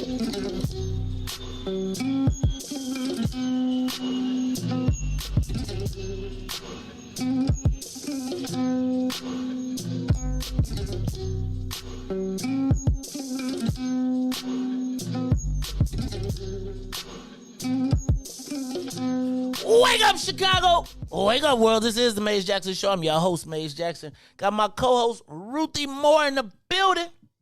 She said I can't call her Ruth less. So we're going to have to keep on calling her Ruthie Mo. As in, Mo money, Mo money, Mo. Ruthie Mo money. Is that better? That's better than Ruth less. I don't mind that one. Okay, Ruthie Mo money, because she don't like Ruth. She said she can't put no less on the Ruth. Got my man DJ Riis the Ruler, Mr. Party in the front. Business in the front, party in the back. Morning. As well as y'all in the studio, we got I gotta call them the top shelf, top tier. What they call them, like A1 guests, you know, upper echelon. The upper echelon, you know, like let me tell you. So check this out, right? Y'all know I'm a funny acting brother, so I'm funny acting, you know. And I always be looking around and I be like, I don't know what about this dude, and I don't know about this dude, and I don't know what he heard. And sometimes when you enter into a universe, you don't know what a person thinks about you, or I tend to enter a room with a chip on my shoulder, right? Like, because I be like, who is, what is? And they probably heard me say something. I probably talked about him on the show one day or something like that. But what I've come to recognize that that in our universe, we got to be able to dialogue. And one of the things that happens in particularly in the space of, and I don't really like to even call them, I feel like I want to say conscious, but I don't really want to be in the conscious space, because when you say conscious, then it adds all of these other connotations, and you got to be ungawa black, and if you made $1 in your life, then all of a sudden you done sold out to people, and it's too complicated. I told you I was an activist for like 1 week, and then I had to tap out because I was like, it's too many rules. You mean I can talk to this person so I can make money, but I can't make profitable money. I got to do it through a social. I was like, yeah, I'm out. Tap me out. I'm just asked what's in it for the black people. And over the course of that time, I have met a variety of people, some standoffish, some not, but I tend to be funny acting regardless. Then one day I get a call from a brother that I respect, and y'all know I get a preacher's a hard time. But Reverend Edie has always been someone that, for whatever reason, I think I met him in the airport one time, and I met him on a campaign, and a lot of times you meet people on campaigns, and then they get all brand new after the campaign is over. You know, they get their big appointments, and they be like, oh, I don't remember you, or Reverend Edie always would be like, and so I saw him, sometimes you see people and you don't want to say nothing because you hope they might act like they don't know you, then you be mad, and so and I was in the airport, and I remember seeing him, and he was so calm, he was getting all up, we was all mad about a flight, he was super calm, and he said, Brother Jackson, I listen to your show every day, I love what you're doing, I want you to keep on doing it, and I was like, ain't you one of them preachers? I talk about preachers. He like, nah, Brother Jackson, you keep on, had me come speak at the church, in the pulpit. Almost converted me back. I almost went back to my roots, trying to sit in that pulpit. But when things started to happen, he said, and I remember when Superintendent Brown came, he said, I need you to talk to the president of the police board. I was like, man, dude ain't gonna want to talk to me because I be giving everybody the business. He said, no, you got to talk to this brother. And since that moment, that we talked the first time, we've always had an open dialogue, right? I've always known that in the event that there is something I got a question about, I ain't got to guess, I can just pick up the phone and call him.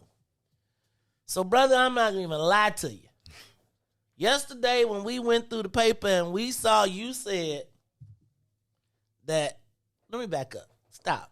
Let me let you introduce yourself because we finna get into it. Hey, y'all, welcome to the Mace Jackson Show.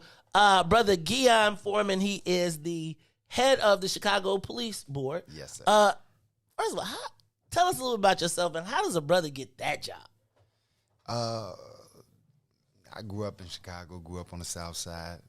So wait, hold on. Because everybody nowadays is a transplant. Now, I claim my Chicago roots via Bolingbrook. I ain't tripping. But you went to high school? You grew up here. You're not a transplant. I grew up across the street from Operation Push. My Saturday mornings were spent at Operation Push. I grew up on 50th and Drexel. Okay. All right. What high school you go to? I went to Whitney Young. Oh, God, you a fish. Yeah. Oh, God, a fish. Every day. You know what, though? Whitney Young has a rep. I got to give Whitney Young props at the University of Illinois. They did have a dominant presence.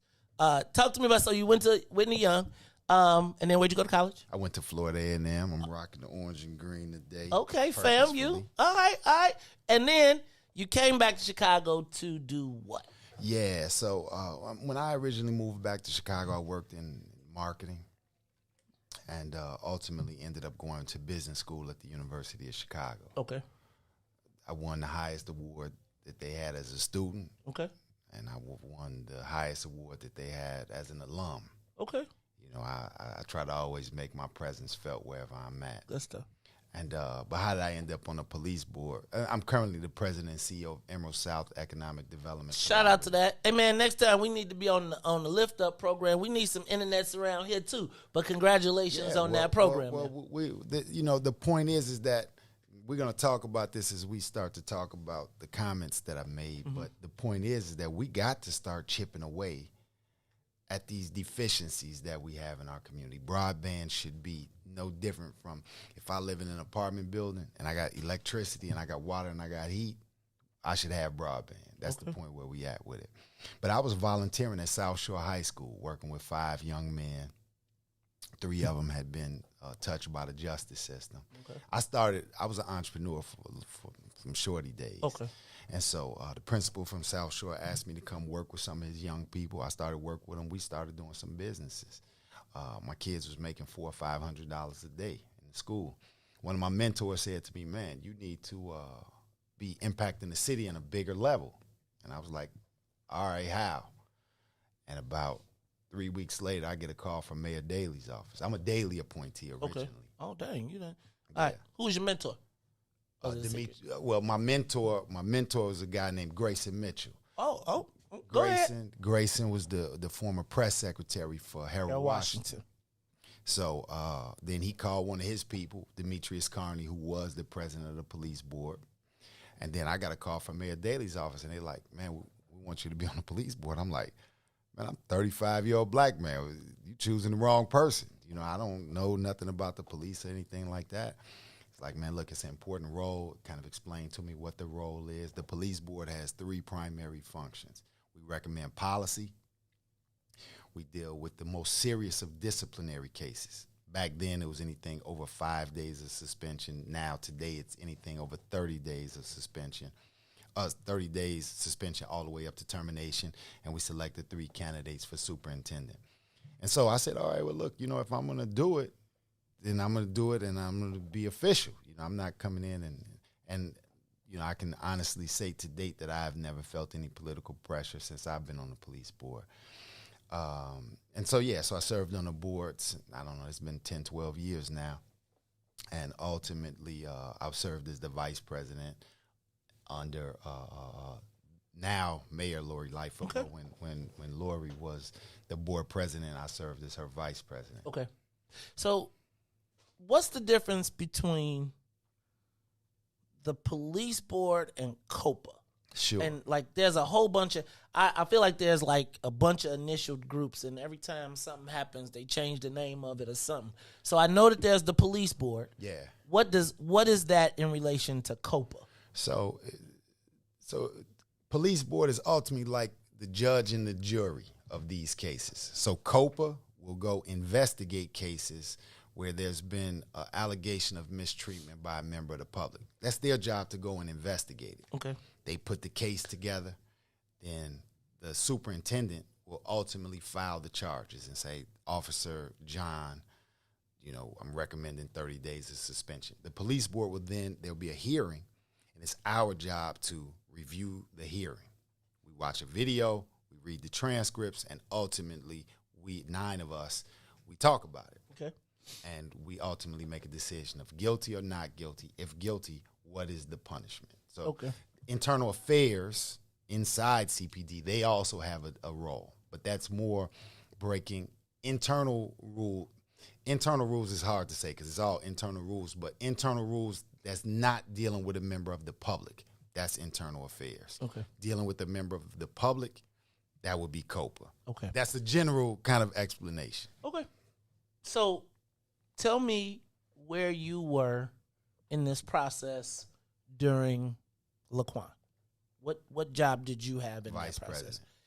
And what was how did that play out for you? And one of the questions I gotta ask is, with all of the things and all of the history of policing and how it has negatively impacted black folks. You know, one of the things that I always just is burned into my mind is that picture of those police officers with the deer antlers on the little black boy with where they made him hang his head. I was just thinking about how much work it took to pose to take that picture.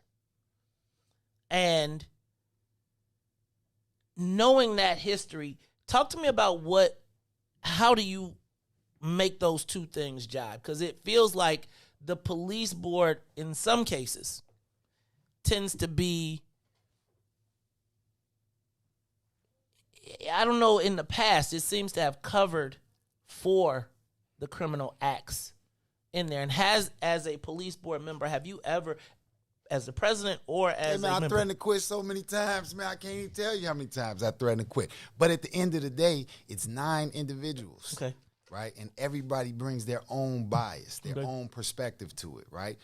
I read one thing, I read it a certain way. I interpret a certain way. You interpret it a different way. And ultimately, It's the process. Okay.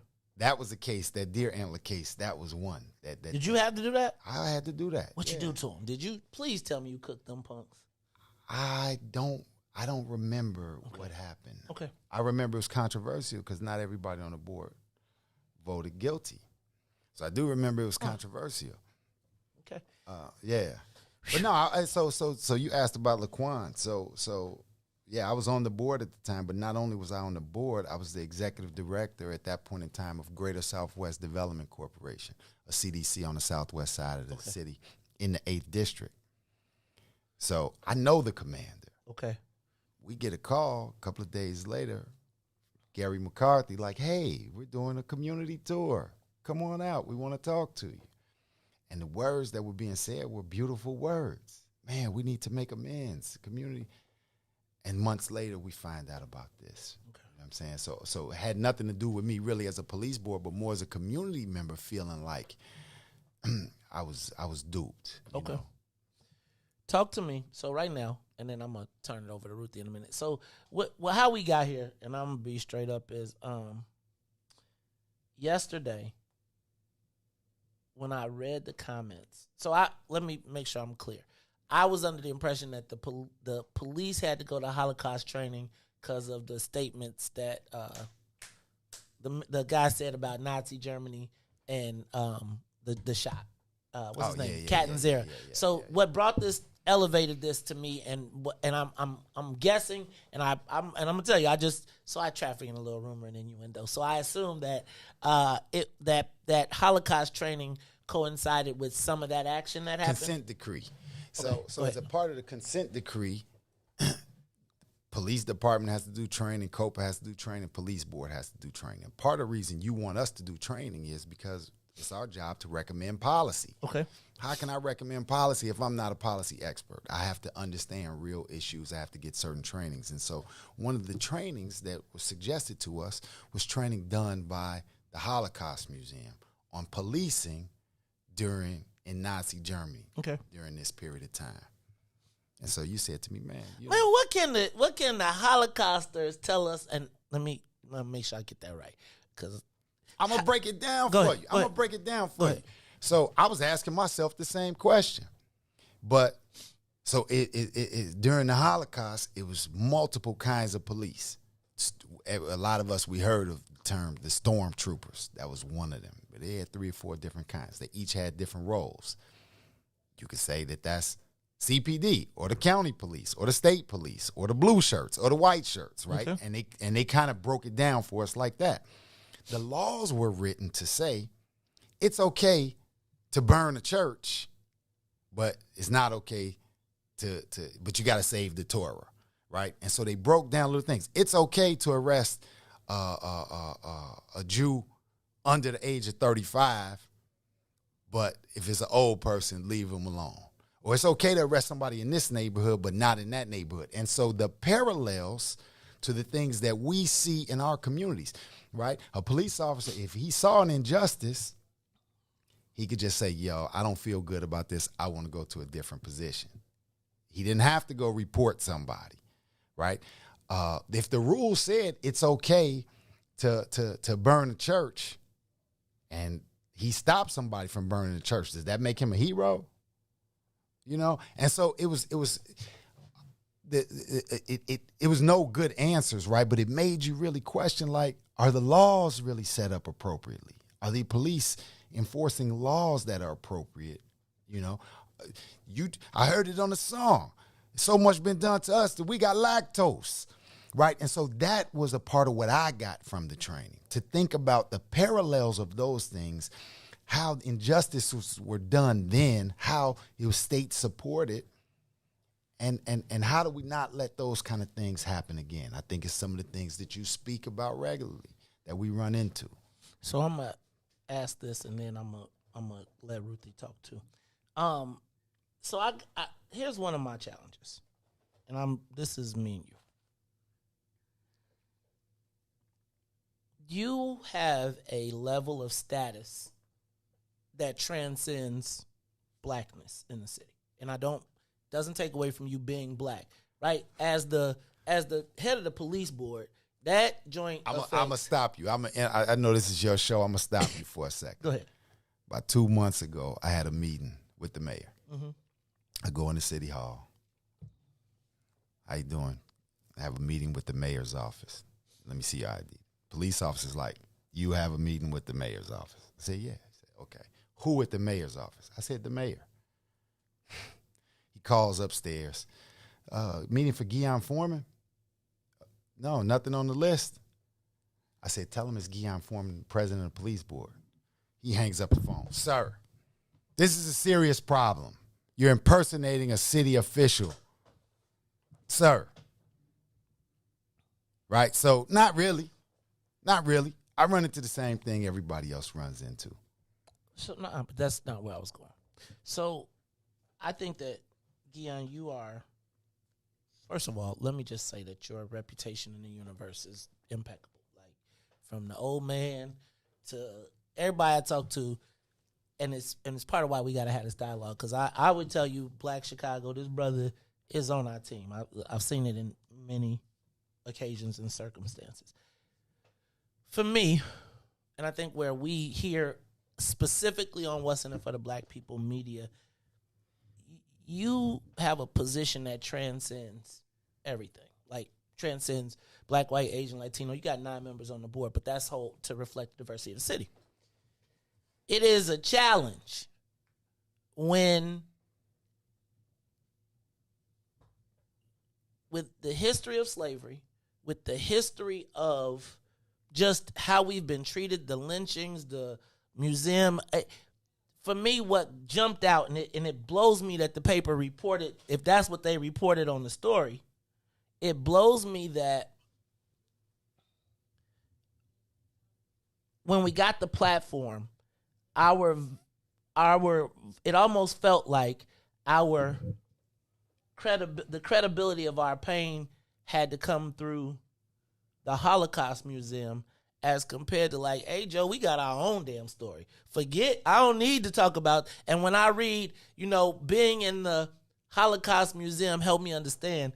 And I'm like, man, we seen this brother get his butt kicked by the same police that he the chairman, as you telling me this. And so understand that for me. Yeah. You are one of our shining lights. And I know you can't walk around and be like, I am black man. But I do believe that when there are opportunities like this, it's important because it makes white folks comfortable to talk about the Holocaust because they've already accepted that, right? Yeah. But they still ain't acknowledging the slavery, the road. They be like, get over it. And so that to me was the challenge. And I'm going to be honest with y'all. Hey, yo, the brother hit me up like, you know how most people be like, I don't forget him. Wasn't no like negative. It was like, yo, let him come on the show. Let's talk about it. So I appreciate that part. Yeah, and I think we got to be able to have these intellectual debates. But I think that's my issue with that. Yeah, so the question that was asked was really about, the consent decree and the trainings that we're doing. And I said we just had a training last week. So that was the context of how it came up, right? I do think it was an incredible training. I think that, perhaps we need to have the similar kind of training. Do we have one? Now that I don't know. So this is something that I will take it upon myself to find out, to see if we have one, because it was such an incredible training. I think it should be a mandatory training for police. I think it should be a mandatory training for elected officials, right? And so if we have one that talks about the history of policing with black people, that should be a mandatory. I don't know. I ain't seen the training, so I can't say it should be mandatory, but I found this to be super informative. So I would just say that you have the power to flex. Yeah, absolutely. And say, if they got this, what I'm saying is, in Chicago, we are not worried about the police shooting down Jewish guys. Not right now. Yeah. What we are worried about is them shooting down black folks, and we've seen it on tape. And so for me, you have the power, and we'll get behind you. But they got to find something that's informed on our history because, again, when we tell it through that perspective, they'll be like, I would never they can justify not happening it to the Jewish community, but they still see us as a different way. Ruthie, I'm going to turn the ball over to you. What you got? I don't necessarily have a question. I'm Okay, so I tried to write this down because I don't know if it's going to come out as a question, but it's more like an observation. Yeah. I'm hoping you can give us some insight. Sure. So we talk about violence prevention dollars a lot and how it's just like it's a cycle and it's like an art to the violence prevention dollars, which in the city of Chicago seems to be connected through major institutions that kind of are able to control the narrative, particularly related to data analysis. So the R3, so the place you work at, Emerald South Economic Development Collaborative, got the largest amount, $2.5 million. Yes. In collaboration with, I just read it say, Obama Foundation, University of Chicago. Well, when and you other say, people. Well, not the R$3. So I am looking. I'm reading the. All right. Okay. I'm looking in the Cranes article. So what I would like to understand is more about how violence prevention dollars can be more equitably distributed. Yeah. And also, it's not easy to write grants to get a $2.5 million grant. And a lot of small organizations and stuff, they don't have the capacity or the connections to some of these larger, major institutions that analyze this data. Yeah. So I'm going to disagree with that part. Because I don't have access to the institutions that analyze the data. So for this particular grant, we have a program called Terra Firma. I looked in the 10 neighborhoods from Bronzeville down to South Chicago, along the Dan Ryan, then along South Shore. There's over 200 acres of vacant land in that area. That's the size of Disneyland. In Philadelphia, they did a similar program in West Philadelphia, right? It's the equivalent of the South Side of Chicago. It's the equivalent of Inglewood or something in Philly. And when they did this program, they cleaned up the lots, cut the grass, put up fences, plant bushes, plant flowers, trees, worked with local entrepreneurs, worked with ex-offenders. And when they did this, they found violent crimes were reduced by 27% in those neighborhoods. They found that people's sense of mental health and well-being increased by 69% in those neighborhoods. Property values increased. People felt good about where they lived. So that was a research report that I read, matched it with the fact that we had vacant land and we had landscaping companies. I took our data from Chicago, easily accessible data. You can say City of Chicago, how much vacant land exists. You can Google that and you can find it by neighborhood. And so I matched one existing program that was successful, that got funding, with another. I didn't reinvent the wheel. I bid it. I got a question on violence prevention, because it does seem like, so one of the things we talk about here is that there is most of our funding, in my estimation, goes to depreciating assets, i.e. pots of money that evaporate eventually, right? Like right now, violence is a number one thing. So the way for Black folks to access government and economic opportunity is often through grants and through social services, and violence prevention seems to be like the number one joint right now. If you are trying to invest in our community, the best way to get access to government dollars is through violence prevention. Is violence prevention, has it been, with all the investment that we've made, do you think it's been effective? I mean, right now, yeah, do you think it's effective? I don't think it's effective, obviously, because of the level of violence that we have, right? But the issues are so great, right? I think that it's not just the responsibility of government. I think it's the responsibility of corporate. Okay. Around some of the buildings that I own, we pick up Hennessy bottles every day. I think Hennessy should be writing some checks. I think Nike should be writing some checks, right? And I think, don't think about it from the perspective of let it evaporate. Start some businesses. So in the case of the R3 program that we're talking about, not only are we cleaning up these lots, but we got a program where you can go through an entrepreneurship program with one of the local community partners and start a company. So make sure that you get the contract. So when we get more of these dollars, we can make sure those dollars are going to you. Not everybody wants to be in landscaping, right? So, putting up fencing, that's carpentry. So there's lots of opportunities. I come from a for-profit background, so I tend to think about businesses that will generate profit? How do you use this grant dollars to set up something that will eventually create economic opportunities? Is it working? Do you think, have we seen credible examples in Chicago, and not necessarily just yours, but have we seen examples of that? Because I in our community, in the black community. Yeah, I mean, I think we have. I think the issue is that how do we scale those kind of opportunities, right? I think that there certainly are opportunities, but how do we scale them? So I think about it like this: every 4 years, or every 2 years, or whatever, right? We got people who come to our churches. They campaign and to run for something. They give away buttons. They give away T-shirts. Who's printing those buttons? Who's printing those T-shirts? I think we should have some companies set up in our neighborhoods that can take advantage of those dollars, right? They're spending more on elections than ever, but how do we benefit from that? I don't think we necessarily always benefit from the laws that are passed and that kind of thing. So how do we benefit economically? That's how I tend to think about things. My man. So with that, and then I'm going to go back to Ruthie. This is why it's so important when you got the mic to create the space. Because I don't know that after you leave the police board that we're going to get another black police board president for a minute, right?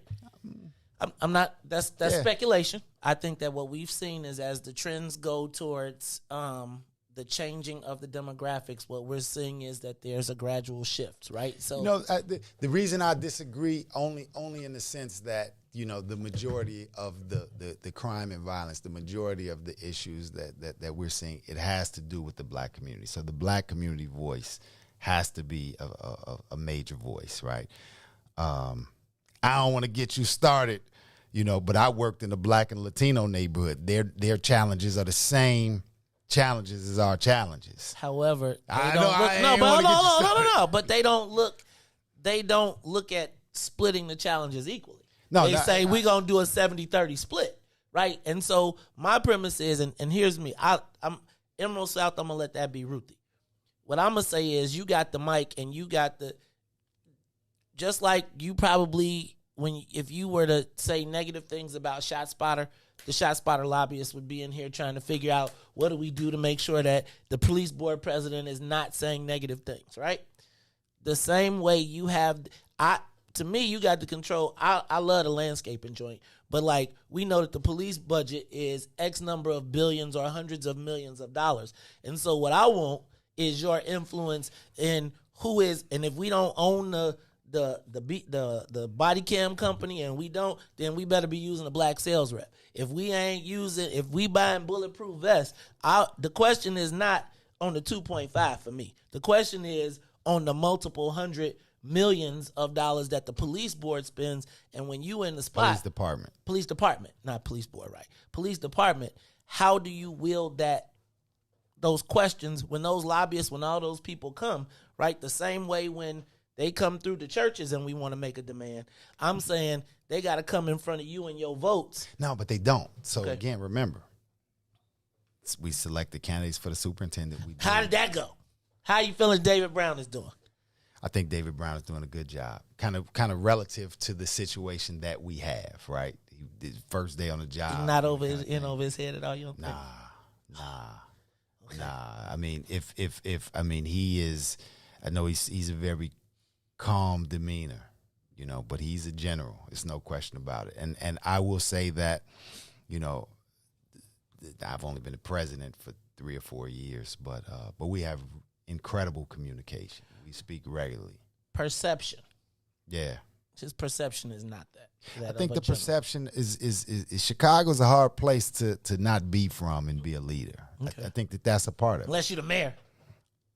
Or the governor. I would or the county board president. I would say that's the same thing, though, right? I mean, I think that I think that's a part of it. I think that I think being a black man leading the police department is a hard thing, right? It is for a lot of the issues that we've talked about, right? We're expecting the police to fix issues that have been long ingrained in our community. The disinvestment that's happened in our communities for such a long time, right? And now we're in a situation where young people don't want to become the police. So You can look up the data. Look at the percentages of black police officers that we have that are ready for retirement. And young black people don't want to become the police. Because they've seen how they've been treated. Yeah. So I'm not disagreeing with that, but I'm saying we'll be left in a situation where you won't have black police officers, right? And so then you got a different kind of issue that you have to deal with. And so these are all the things I think that, some of the conversations that I've had with him that he's thinking about, he won't be here forever, but trying to think about the legacy he leaves to leave the place better than when he got here. Okay. Ruthie Mo. I don't have any additional questions. Let me ask you. So, criminal justice reform. Yeah. It's a real thing, right? And it seems like we're coming into conflict right now, right? Right now we got the mayor, we got State's Attorney Kim Foxx, clashing over the violent crime in the city.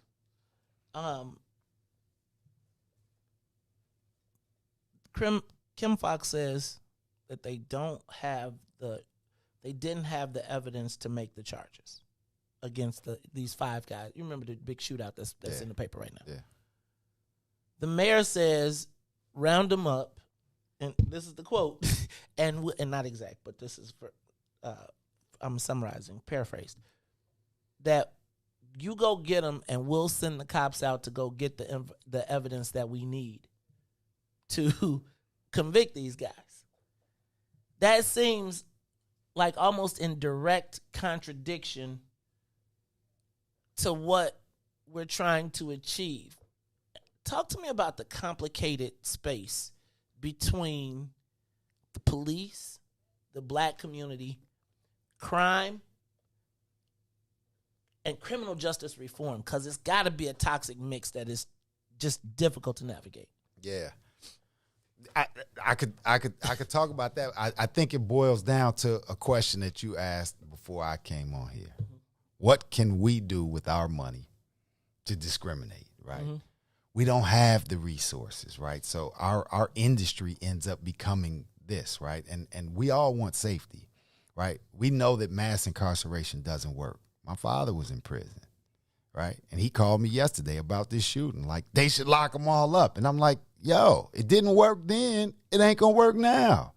A part of what we're dealing with now is a result of what happened then. It's a part of what is happening in our community. I'm not waiting on Lori Lightfoot, Kim Foxx, Pritzker, Biden to save our community. The kind of things that I'm out here doing, the kind of things that you're doing, these are the kind of things that we have to do to improve our communities. We got to speak to these young brothers and sisters, right? We got to support the teachers, right? We got to make sure that our young people are learning and that they are understanding what it means to be community. At the end of the day, the laws wasn't written for us in the first place. They you know what I mean? That's going to be a long fight. We're still talking about voting rights, right? I'm African American, yes. I'm Native American. I'm Cherokee. My father grew up in Oklahoma. We're Cherokee. We were the slaves of the Indians. We're called Cherokee freemen. So when you break all this down, it's not really written for us. And so these laws, we ultimately have to kind of take care of ourselves. I grew up with Dr. Carol Adams and my parents. They got together and they started a school where we learned Black history, right? We learned what it meant to be community, right? We learned to depend on each other. And if we think about the things that we actually have, we have enough for us to take care of ourselves, right? I stopped driving and started riding a bicycle. Right? I didn't get speed tickets. I don't care about the speed tickets. I don't care about city stickers, none of that. I ride a bicycle now. I lost 20 pounds. It's great. Right? So if we start to think about the things that we have, right, we can start to fix some of these problems. I don't think no politician is going to fix the problems of our community. I think it's us. Tell me, what do you believe that you can change in our dynamic? What can you change for the better for Black folks as the president of the police board? Yeah. Or what have you changed for the betterment of Black people? I think the biggest thing that I think that I've done is try to create open lines of communication. I try to find ways to tell community how this system works so you can get the kind of change that you want to see. So, for example, we have police board meeting every third Thursday. It's on Zoom, right? You can log in, you get a chance to ask questions, do whatever. You ask a question. Something happened on, 50th and Drexel. This continued thing keeps happening. I need it resolved, right? The superintendent has to, mandatory, report back to us. What did we do about Mays' complaint about 50th and Drexel? We got community members that come 2-3 years in a row, every month. Don't miss it. And they get action. Is everything perfect? No, it's not, right? But using the power that I have while I'm in the seat, right? Those are the kinds of things that we can do, right? We can get in front of city council and we can say, hey, this is what's happening. This is a part of the thing that I'm trying to do is trying to make Chicago understand that the violence that happens on the south side or the west side impacts all of us. It's not only a problem, Ken Griffin, when violence hits downtown. What's an acceptable level of violence? Is it only because violence is happening downtown right now? Right? And so these are the kinds of things that I'm trying to make sure that I have the ability to do. I think once I'm no longer sitting in this position, right, I have to be a neutral arbiter, right? I have to decide disciplinary cases. I think when I'm no longer sitting in this position, but have the knowledge that I have now, I have the ability to do some things a different kind of way. I can't come on here and say anything I want to say right now because then I'm not a credible person when it comes to my decisions, right? And so later on, will I have the ability to impact policy in ways that we can start to see the kind of change that we want to see in our communities, right? Can I cut you off? Yes, please. Because I think that's the hard part right there. Because then it's left up to who gonna say something then. So it makes like platforms like this all the more important. But it's like, I don't want to say the wrong thing and jam you up because I understand that it's some stuff that you likely can't say. Yeah, so we all in a position where it's just like. No, I think it should be said, right? All right, well let me say this. That black people are being erased from this city in a real type of way, like we see it. Yeah. And it seemed like the police board, like, that's your thing, but your real thing is like development and like community investment and that's your thing. Yes. Part of the challenge though is that when we see our neighborhoods get cleaned up, it's because they trying to kick us out. So the more Henny bottles you pick up, the more vacant lots you develop, like that ain't benefiting us in the long run. Why not? So because we see it.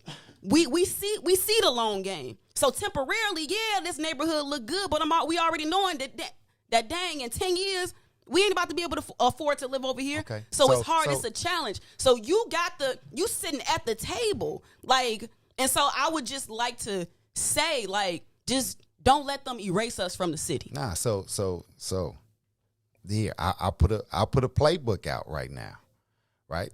This is my personal playbook. I started acquiring land, and what I did was I started buying private lots that was adjacent to a city-owned lot, right? Vacant land is kind of cheap. When you own the land next to the city land, the city has one of two choices. They can sell it to you or they can sell it to the person on the other side. They don't have no other choice when they get ready to sell it, right? And so why don't we take a look at the assets that exist in our community, like land that's owned by the city? Who is the city? We are the city. So you say, hey, here's a strategy. Let's put our money together. Let's acquire this land. We got the grant money to clean up the land, right? Let's clean up the land. Let's buy the land. Let's own the land together, right? Think about it. If somebody got a Section 8 voucher, and I put a 3 flat up, 2 Section 8 vouchers, the building is profitable at that point. I got family members with vouchers, right? So some of this is just that I have to be able to say, here's an opportunity. Maze, I'm sitting in this studio. We could have studios in places. We could be teaching people about this. This can create opportunities for people. I don't know about this. I'm fascinated in here, right? So I'm willing to teach the things that I learn. I want you guys to teach the things that you know, right? And let's figure out how do we create a sustainable community. I don't think that the answer is that we have to leave our communities, right? I think so I believe in the collectiveness conceptually.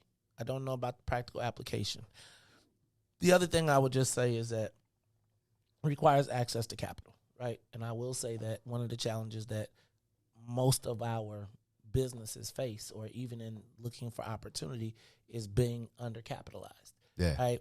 And so the challenge even in that space is that there's often the conversations, and I have to measure my conversation as to what I have access to economically and mine, and what is the reality for our community that is on a slippery slope that is rapidly declining.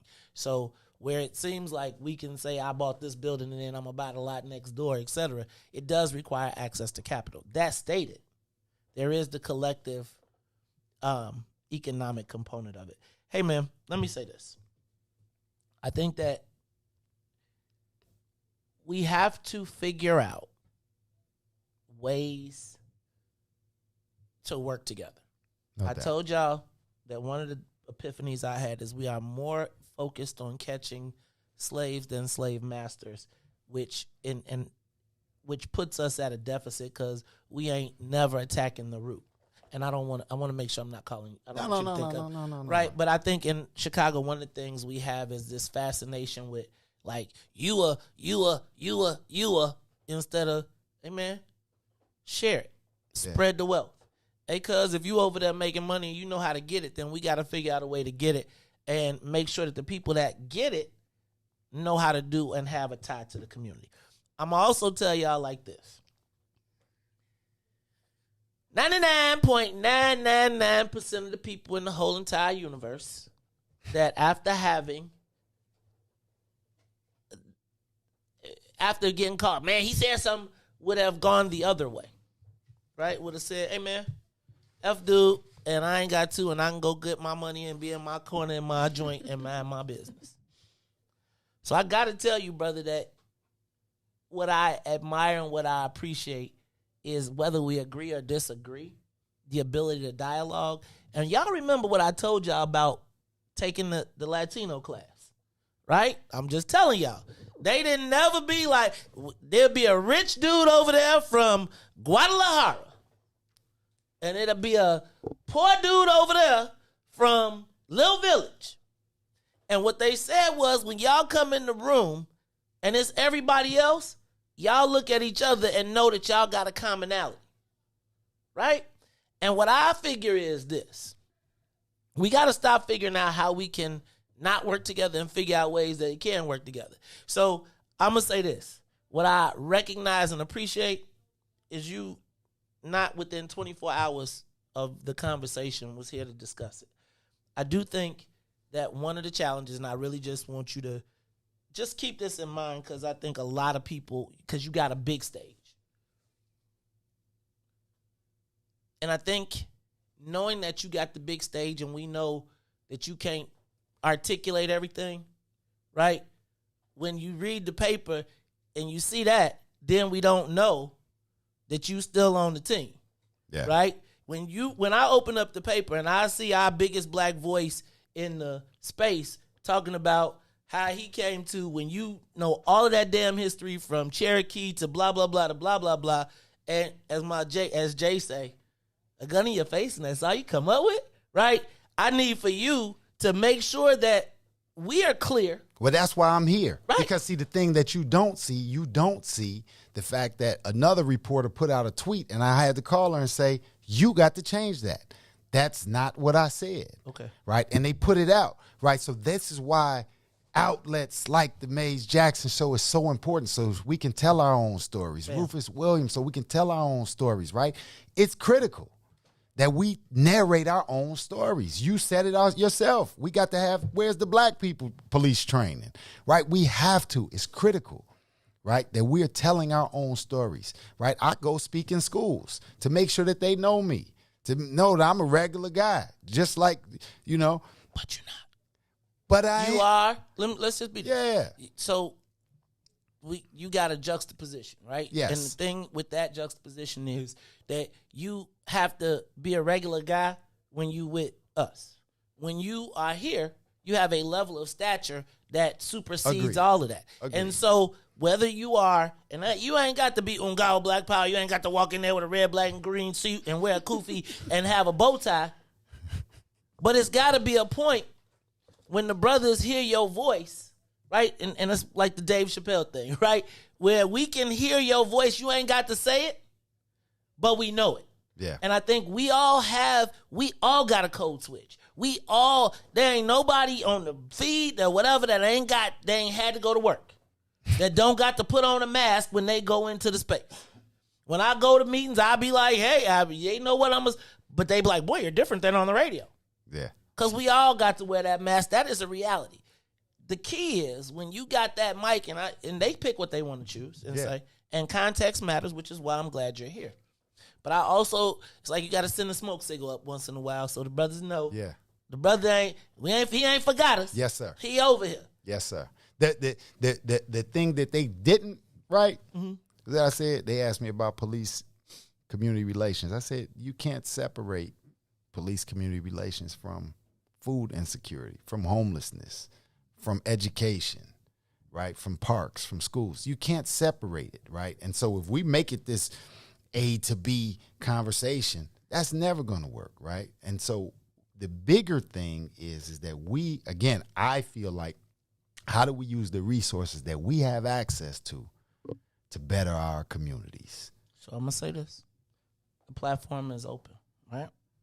And I understand you got to put the mask on, but this is when things need to be said to the people, when you need to talk to the people, here's a platform. Okay, right? yes, sir. We can't take away from our credibility. It adds to our credibility that we know if something happens, we can talk to the president of the police board and get him on and be like, yo, bro, what's up? Absolutely. That was some bull going on over there where you was at. Look, I got to say goodbye to everybody from WBGX 1570 AM who is tuning in to us on the terrestrial space. Look, we done held a brother for an hour. I know he probably got to go save some people, some superheroes. It's probably somebody somewhere that needs some help. So, Gian, thank you. Hey, man, thank you for coming in. And let's not make this the last time. And Ruthie won't be so rough on you next time. What? Hey, y'all, this is the Maze Jackson Show. We'll be back after these messages. The Maze Jackson Show. We'll be back after this break. Shop at Black-owned and operated Solo Beauty, where you are appreciated and respected.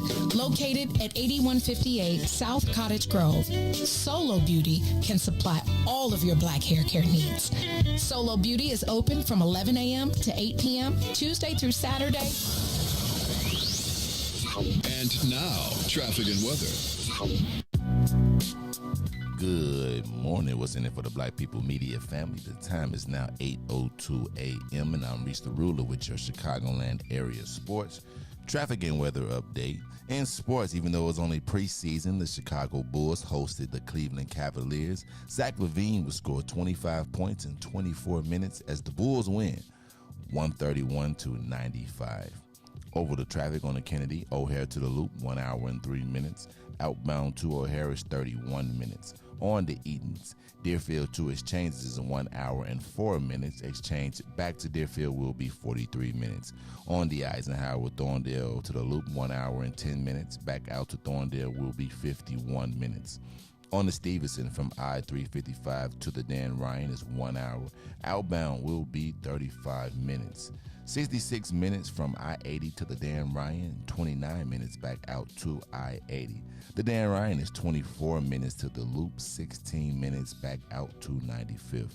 DuSable Lakeshore Drive South, 55th to Jackson is 15 minutes. Jackson back to 55th will be 10. On the north side of things, Randolph to Bryn Mawr is 8. Bryn Mawr back to Randolph is 14. Today's weather, it is currently 66 and cloudy. Today will be a high of 70 with a low of 64. I'm Riis the Ruler. Now here's terrorism here on the Maze Jackson New strategy show. to fight domestic terrorism. Following a 100-day review, federal officials are now laying out a new plan hoping to deter, detect, and prosecute domestic terror. They went to the Capitol waving their flags and looking for smoke. We was out there looking for justice. They was over there looking for votes. Ashley Babbitt was with him and told all the people that nothing could stop us. She climbed through the Capitol window, breached security, and called a shot, bro. The media say she a veteran. They paint the picture to make her look greater. But she disrespected the same country that she served. That makes her a traitor.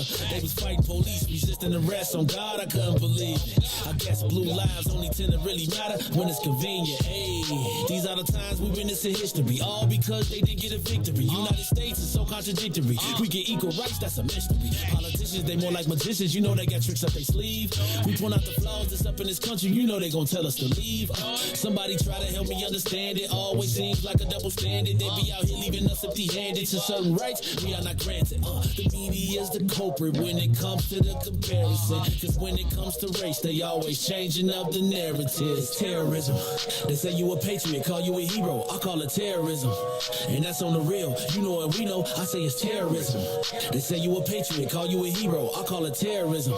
And that's on the real. You know what we know, I say it's terrorism. They say you a patriot, call you a hero. I call it terrorism.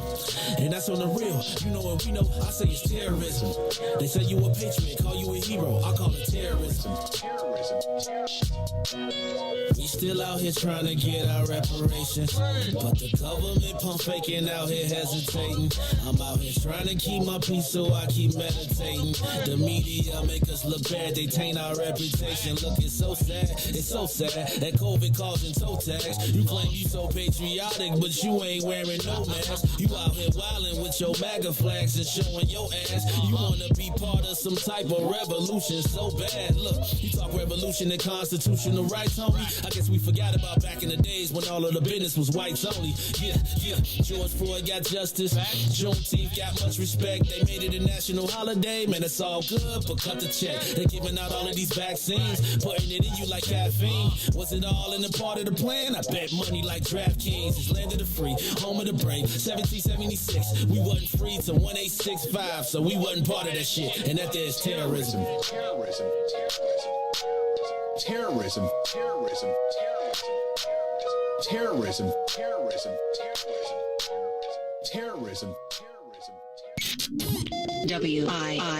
WIFTDPM. Back to the Maze Jackson Show.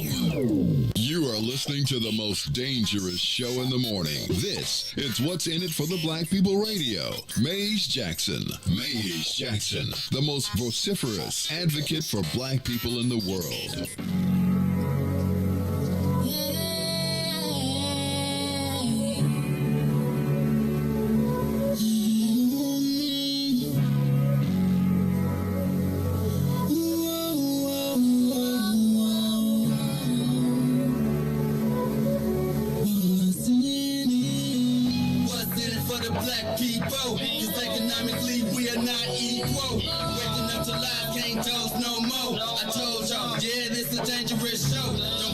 Church if you ain't trying to help us. Don't even try to be around and can't protect us.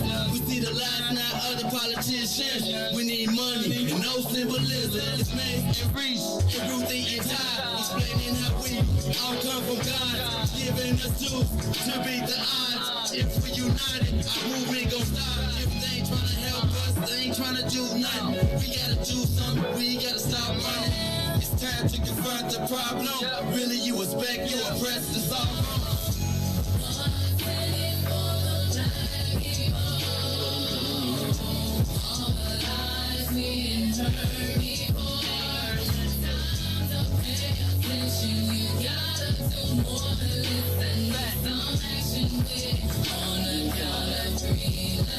Wake up, Chicago! Wake up, world. This is the Maze Jackson Show. I'm your host, Maze Jackson. Got my... I think her name is Ruthless again. No way. Yes, it is. Ruthie, you was not being hospitable. Yes, I was. No, you wasn't. That was a good interview. Yes, I was. Ruthie, you was making faces. No, was I? Yes. No. Yes, no, Ruthie. no, yes, you were. No, I wasn't. Yes, you were. Ruthie, and then you did this. No, I'm gonna have to go back and watch it. I'm telling you, Ruthie. You did Stoneface. No. Yes, you did. Don't try to blink now. Act like you like you blinking like that. No, we seen you acting up around here. Mace Jackson Show. Shout out to Guion Foreman, president of the Chicago Police Board. I thought it was an informative interview.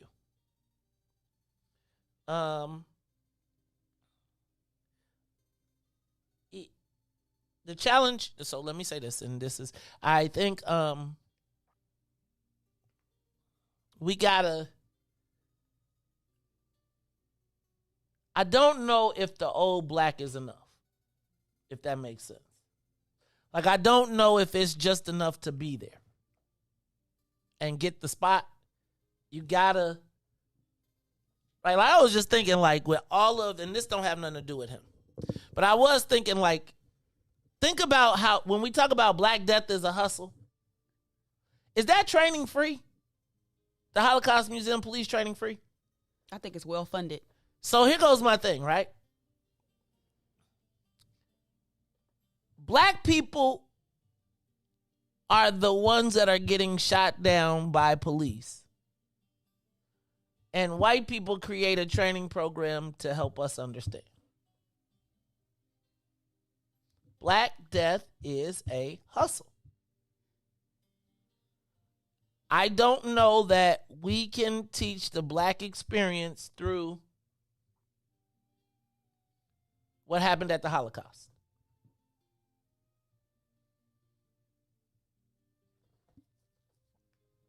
So, I think what we got to do with our brothers and sisters is encourage them and tell them that the dynamics have changed. One of the things is that you got to get out of your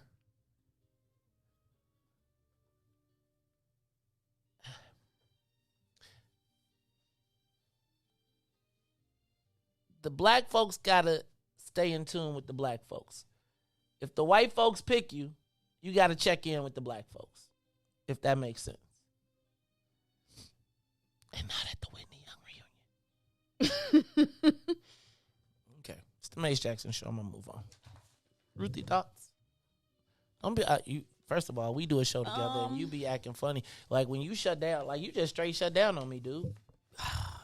Sometimes Ruthie, you shut down on me, and I felt like it was almost like a John Catanzaro moment or something. I'm working to overcome. What are you trying to overcome? My internal turmoil. What is your internal turmoil? That I oftentimes feel. So sometimes it's better for me to just take a moment and not say anything. That's how I be doing when I versus just saying what's on your mind. Yeah, particularly because Machine Gun Ruthie. No, particularly because I never seek to blow up the spot. Like I ain't never trying to blow up nobody's spot. And so he was honest about like, okay, I have some stuff I can't say. So I could respect that madly. I could respect that because sometimes they be acting like, you know. But yeah, but sometimes it's better for me just to, because let me say one of my weaknesses is I'm emotional. I get emotional, and sometimes my passion and my emotion go hand in hand. And instead of me I just have to take a minute to process. And you know, that's what I do. I do that on holidays a little bit. So it might look like I'm shutting down, but it's just I just gotta. Why would you woosah a bit? You was trying to pass to the left. What was that about? Just woosahing. Okay, wait, you felt the need to woosah? Mm-hmm. Why? Because you never want to. You know, some people should have their lives treated, and you just hand it to them on a platter. But everybody don't deserve that. So he didn't he didn't deserve that. So I respect him for coming on and talking to us, because that ain't easy, because literally like his livelihood is connected to his connections. So I get it. Ruthie was, I'm gonna tell y'all got to watch Ruthie in that damn computer, boy. She be in your drawers. Google. Don't. You be around here. Anyway, it's the Mace Jackson Show. I'm your host, Mace Jackson. Got my co-host, Ruthie Moore, my man, DJ Riis, the ruler. Riis! You know what you over there doing, dog? Oh, no, man. I'm over here good. I just be over here I was laughing at Ruthie, actually. He was like, Ruthie, you got anything to say? No, I ain't got nothing to say. But listen, what happened if they building these places and they not for us? And if they not for us, I'm going to go get Tyrone Taylor. He throwing a brick through all of this not for us. But no, I was just like, Ruthie, she was like, no, I ain't got nothing to say. I was thinking Tyrone was going to come busting through the door. I was like, oh, Jesus, Lord have mercy. No. But nah. Hey, y'all support your local weed man, too. Go ahead. It was good though. Nah, man, I'm back. I ain't doing nothing. I'm listening to y'all actually. It was a real good informative to like have him on here, and you can tell that he can't really, say what he want to say. But when you in that position, like you really can't always say what you want to say. He was honest about it. Yeah, that's why. Yeah. But that's why you got to send the signal. That's my point. Him coming on was him sending the signal. Right, because when you read that looked like some garbage. If you black, you like, come on now, dog. But if you ain't black, you like, yes. Yeah, right. Yeah, well, shoot. No, let's move on. I'm not going to even, because you be talking stuff. Hi, it's the Maze Jackson Show. Hey, y'all. So, I'm going to tell you now, if you didn't watch Dave Chappelle, stay on anyway. I'm not going to tell the secrets, but I think I'm going to frame this all under the guise of, we didn't talk about the mayor and Kim Foxx either. Which one y'all want to talk about? Mayor and Kim Foxx, or y'all want to talk about Dave Chappelle? Dave Chappelle. We knew Riis was going to say that. He'd be tired. Funny Riis. You gonna tell me something about what Kim Foxx said that she was going to do that she didn't do, or said something that she said that she was going to do and it was all a lie? Oh, wait. You on Team Lori? Huh? You Team Lori? You want criminal justice reform or not, Riis? They said, look. They all corrupt, so. Oh! Even Kim Foxx? No, dog. Kim is a sweet. I love Kim Foxx. Anyway, so you see the mayor is punching down on Kim Foxx right now? Ruthie, tell me about punching down. I learned about punching down yesterday because they said that they said that the black people be punching down on the trans community. Dave Chappelle man, y'all got to see Dave Chappelle. Jesus Christ. So, Ruthie, apparently the mayor, let's back up. So we know the mayor and 5 aldermen wrote a letter to Kim Foxx to encourage them to prosecute. Yesterday we talked about mutual combatants and the fact that there is no victim and there are no witnesses and nobody's cooperating. They said it was mutual combatants.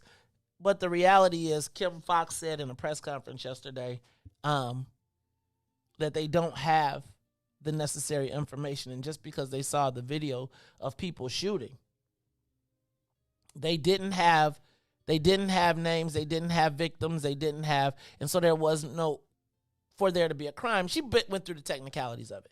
But what she also said was that the mayor knows that she's not supposed to be commenting on as a former prosecutor. She knows she's not supposed to be commenting on these cases in public with ongoing investigation. Then the mayor goes on to then respond and say, I've gone around Kim Foxx and I've talked to John Lausch and asked him, who's the U.S. attorney, to provide, to press charges. Now, the reality here is, and this is not coincidental, Kim Foxx is facing a tremendous amount of backlash, particularly from what community? The white folks, who feel like their safety has been violated. And we saw it all the way back to Alderman Riley, the Democrats supporting a Republican against her. The same time the crime is out of control in the city, the mayor then and the alderman then attacked the state's attorney for not making charges, at which Kim Foxx reminded everyone that the chief of detectives for the CPD said that they didn't have enough evidence to charge. So the mayor was in contradiction with the actual facts of the case. But no one really cares. Y'all just lock somebody up. You seen the video, forget the rules, we want somebody locked up. In the midst of the criminal justice reform, quest for criminal justice reform. So now in the midst of all of this we've done about criminal justice reform, we are now saying, forget the rules, forget the evidence, lock them ninjas up. the chief of detectives says we don't have the evidence to do it. The mayor says, I'm sure that the superintendent doesn't feel the same as the chief of detectives. Was the superintendent investigating or was the chief of detectives investigating? Now, what does the mayor say? As a former federal prosecutor, just lock them up and we'll have police Johnny on the spot and they will find the necessary evidence to prosecute them. Basically saying, look, you know how we used to fix these cases and lock these ninjas up. Get back to what we used to do. And at the peak of this violence, we are in a space where this is how it happened last time. We'll say, forget them ninjas rules. Forget there's not enough evidence. Lock them up. Now, we saw the video and we know we're captured in our neighborhoods. But here you have the mayor. This is the same mayor who told us she wouldn't comment on the Anjanette Young case because it was in front of a federal judge. Remember that?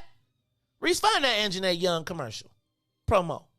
Because I need for y'all to understand how this mayor is the mayor that speaks with forked tongue. So wait. We want to look through equity, criminal justice reform. We had all of that. And then the mayor says she's now interfering in a federal case or in a case. When it was the black woman, she was like, hey, yo, I know that judge. I'm not going to even mess with it. Now, she's going around another black woman to go to the feds. Now, the last time, remember, though, let's be clear, though. Remember how the mayor be slanging the fed stuff around? And then we found out that she be lying? What am I hearing? It just went underneath it. That's why it's just low. The commercial, right? I want to hear it. No, back it up. So start it from the beginning, because I want y'all to hear it. Start.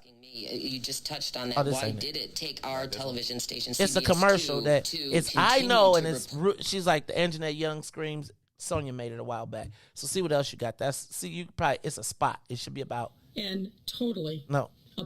I know that woman. It was like, and I know her, and it's like you hear the screams in the background, and then anyway. So Kim Foxx came out swinging yesterday. Like, look. She is breaking the rules as a former federal prosecutor. She knows this. She knows I can't prosecute without evidence. Mm-hmm. That your chief of detectives says no. But why do I say the mayor is punching down? Because in spite of the fact that we have no clearance rate, they can't find nobody who's done any shootings. When they say they don't have the evidence,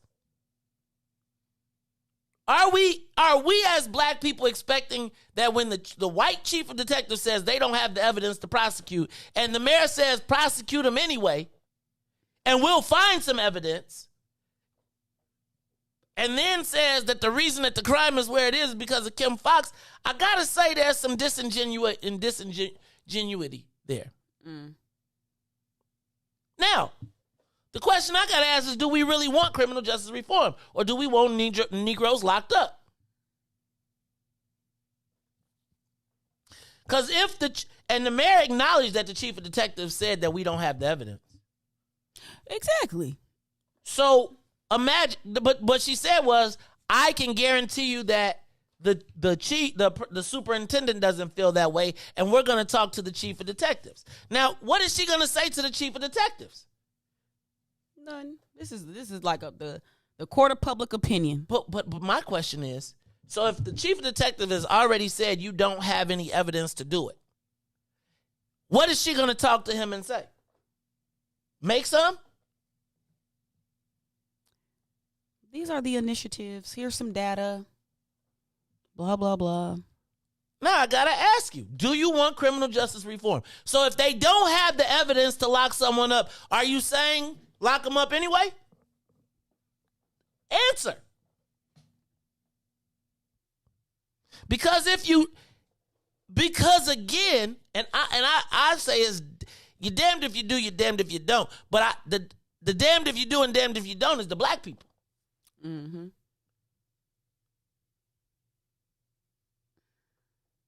I think that it is almost crazy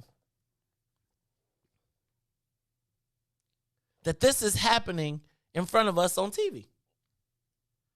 Like, The mayor literally got up and said, we'll make the evidence. And I'm telling you that criminal justice reform is not going to be easy. What you are saying essentially is do the John Burge. No, seriously. We will make the evidence fit. So that it requires the police, the prosecutor, and the judge. How many movies have we seen where they say the mayor says we got to have somebody for this case? I don't care who it is. Lock them up. Now, I'm not going to not acknowledge what I saw on that tape. But I got to be real and say that what happens if it ain't one of the people? What if they pick some random Joe? And if they really care, Riis already told you what was going to happen. He told you 2 weeks ago. He said, the second you do this, it's going to be a war, and this is going to be, and he probably could have told you what blocks to go to. True story. But now what we need to do, instead of after these ninjas done shot up the joint, where you know they only got one block, so if they only got one block, you know what block to go to. Stand on it. But instead, we'd rather punch down and say, Kim Foxx, lock him up. Which, then 20 years from now, when they have another mass exoneration, and we be like, man, these people did 20 people. What about the video? Tell me what the evidence is in the video. You saw somebody shooting, you ain't see the bullet hit nothing. You ain't see nobody fall. And if everybody there said they ain't see nothing, who are they arresting? The mayor said, well, somebody was in the Charger. Lock them up for something. Now, here's the other part. Kim Foxx was like, yo, the police ain't asked for no other charges. So do I lay it up there do I create a situation so that I can point the finger? Look, it's not me. It's the easy black girl target. And plus, she got 3 more years for election. I'm up in 2. And who cares about offending a black woman? Especially if you're a black woman that thinks you're a white man. It's the Maze Jackson Show. I know I'll be giving y'all the business. I'm going to stop, though, because I'll be telling y'all too much. Woo. You know, I think violence is the thing. And violence is certainly going to be a focal point that spins out to everything else, the economy, the pandemic, society, all of these things. And so this whole, I call it like media bites, because the sound bites they just gonna, you know, do the little sound bite. And I think that Lightfoot is definitely on some, look over there. Like, y'all ain't about to put this violence on me. Look over there. So I just think it's just really, really, really interesting. And then if you pay attention, violence they're going to use violence, and they're going to scare white people. They're going to work to scare white people. You saw Ken Griffin, the thing is heated up. But what this does is this gives them a deflection away from what's going on there. Like, because you saw yesterday, J.B. Pritzker responded to Ken Griffin's talk about the liability as well. I think the mayor is also doing her Republican duty. Right? Like, y'all keep acting like she was not a Republican. I mean, think about it. She appointed George Bush's chief of staff as the czar to fix us from COVID. Where is he, by the way? She's still one of the guys on the girls. I mean, on the one of the Republican guys, though. They feel like they still got her. And so my thing is, right now, y'all got to be watching the gamesmanship. Like, remember, Ken Griffin gave her $25 million. They got to ramp up the violence talk. They got to put violence squarely in the space of Democrats. And she don't got to declaim nothing. Right? They got to put violence on the ballot. They got to put violence on the ballot, right? for white folks if there's a path. Meanwhile, J.B. Pritzker ain't really did nothing for no black folks. Just saying. Y'all want to talk about Dave Chappelle yet? I was waiting on that one already. That's the one I was waiting on. Well, I want to hear about it now. You know, I like Dave Chappelle, like, because he kind of appealed. Kind of that one. You know how that one black person. That the could free say black something. man. Yeah, he could say something. He'd be like, "Hey, now if he'd be waiting too. He'd be like, somebody else said it, they would have been canceled." But right. Oh, man. Yesterday, Dave Chappelle. I was like, this got to be your last special. And y'all was like, he can't get canceled. I was like, he just basically was like, see, that's what I want to be. Let me back up. I feel like I was almost there. Now they bringing it back.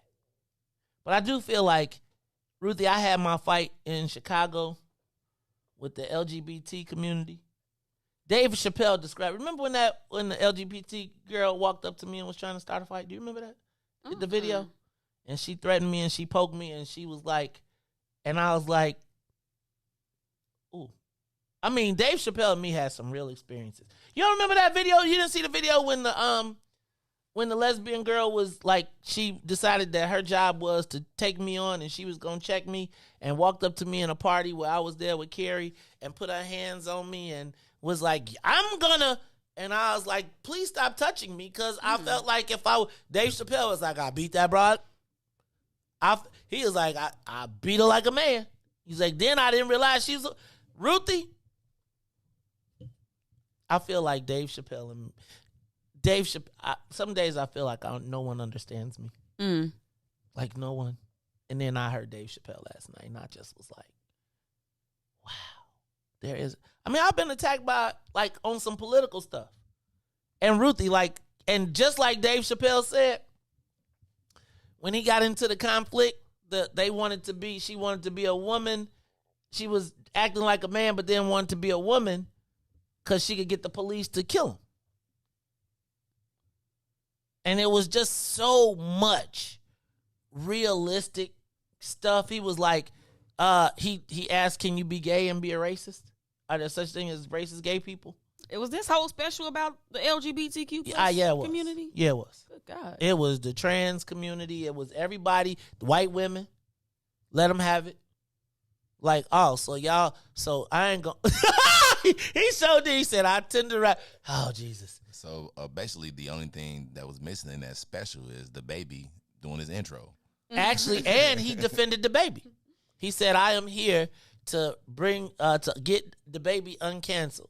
Uh-huh. He was like, check this out. And this what made it so crazy. He was like, he said, the baby killed a man, shot a man in Walmart, and his career took off. He said something on stage, and now you can't find him. He talked about every level of hypocrisy. Mm-hmm. And it got me to the point where I wanted to ask, who cannot offend black people? And who can black people not offend? Wait, that was confusing. Who can offend us? Oh, who can offend us? And who can we not offend? Imagine, he talked about the fact that he was being attacked by the trans community because they had been going through this struggle for decades. Think about talking to a black man in America, telling him about your oppression for decades. Yesterday's show, and I don't think it was about Ruthie, about the LGBTQ community. It was about that same, almost like the level of jealousy. He was like, dang, that shit's working really well for y'all. What did we do wrong? In the space of abuse, of having their culture protected, not being offended, the whole thing. He was like, man, we done been oppressed for 400 and something plus years. Y'all talking about 10 years, and now y'all canceling black people? Y'all canceling black people. And so that's why I gotta ask you, like, seriously, how can any group claim more oppression than black people and turn it on use their oppression against a black person? It's the Maze Jackson Show. We're gonna talk about this, Dave Chappelle. And don't forget, y'all, the tailgate. It's the tailgate on Sunday at TP. It's at the lot at 55th and the Dan Ryan, 12 to 6. We're gonna be getting it kicking off. Riis, you gonna make special Are we gonna is it gonna be like a TV outside? Like I'm gonna get Ruthie gotta figure it out, but yeah, we're gonna get a TV. It's gonna be TV and we're gonna get some sound. So we can watch the game. Y'all gonna have y'all chairs out there. We're gonna be walking up and down. People gonna be having their tables. We're gonna eat some food. Y'all cannot bring out open liquor. Drink a red cup. Can I bring out my open cousin? I was just thinking to myself, it's outside. Right? It's outside. All right, I just want to know, because, Because we know you're going to bring your cousins, too? Yeah, I'm bringing them cousins. All right. All right, well, we're going to talk about it all when we come back. It's the Maze Jackson Show. WIFTVPM. The Maze Jackson Show will be back after this break. Reach the ruler. This is Week Ho Wednesday, and to my right is Everybody's Women Crush Wednesday. My co-host, the one and only Todd. It goes, love this show, y'all. I'm dealing with a guy. We have been dating for 9 months. In light of everything going on in the world, he has been voicing his opinion about situations, and I don't agree with any of his views. I love everything else except his opinions. Damn. How do I fix this? FYI, he's white. It's about to be a white boy summer. So could that be the issue? For sure. Just come out different when it's not coming from your own race. It's just never been something I'd be like, oh, I date Bill. I'm just a Bill. Yes, I'm only a Bill. I don't really like light-skinned guys. I don't like pink. Yeah, pink. So it's like you see it. Pink tip. It'd be pink. And then pink on the tip. I don't like. So sometimes a light-skinned guy have a dark tooth. And then it look dark, so it's not as off to me. So I feel like it's supposed to be pink because they light-skinned. You know what I'm saying? But I don't want it to be dark because then I'm going to say you dirt.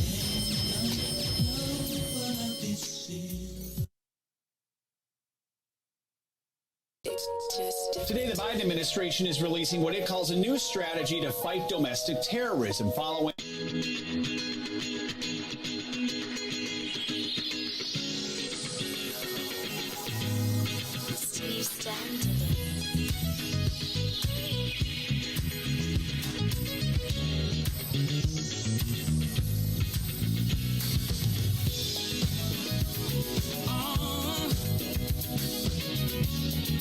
Let's reminisce.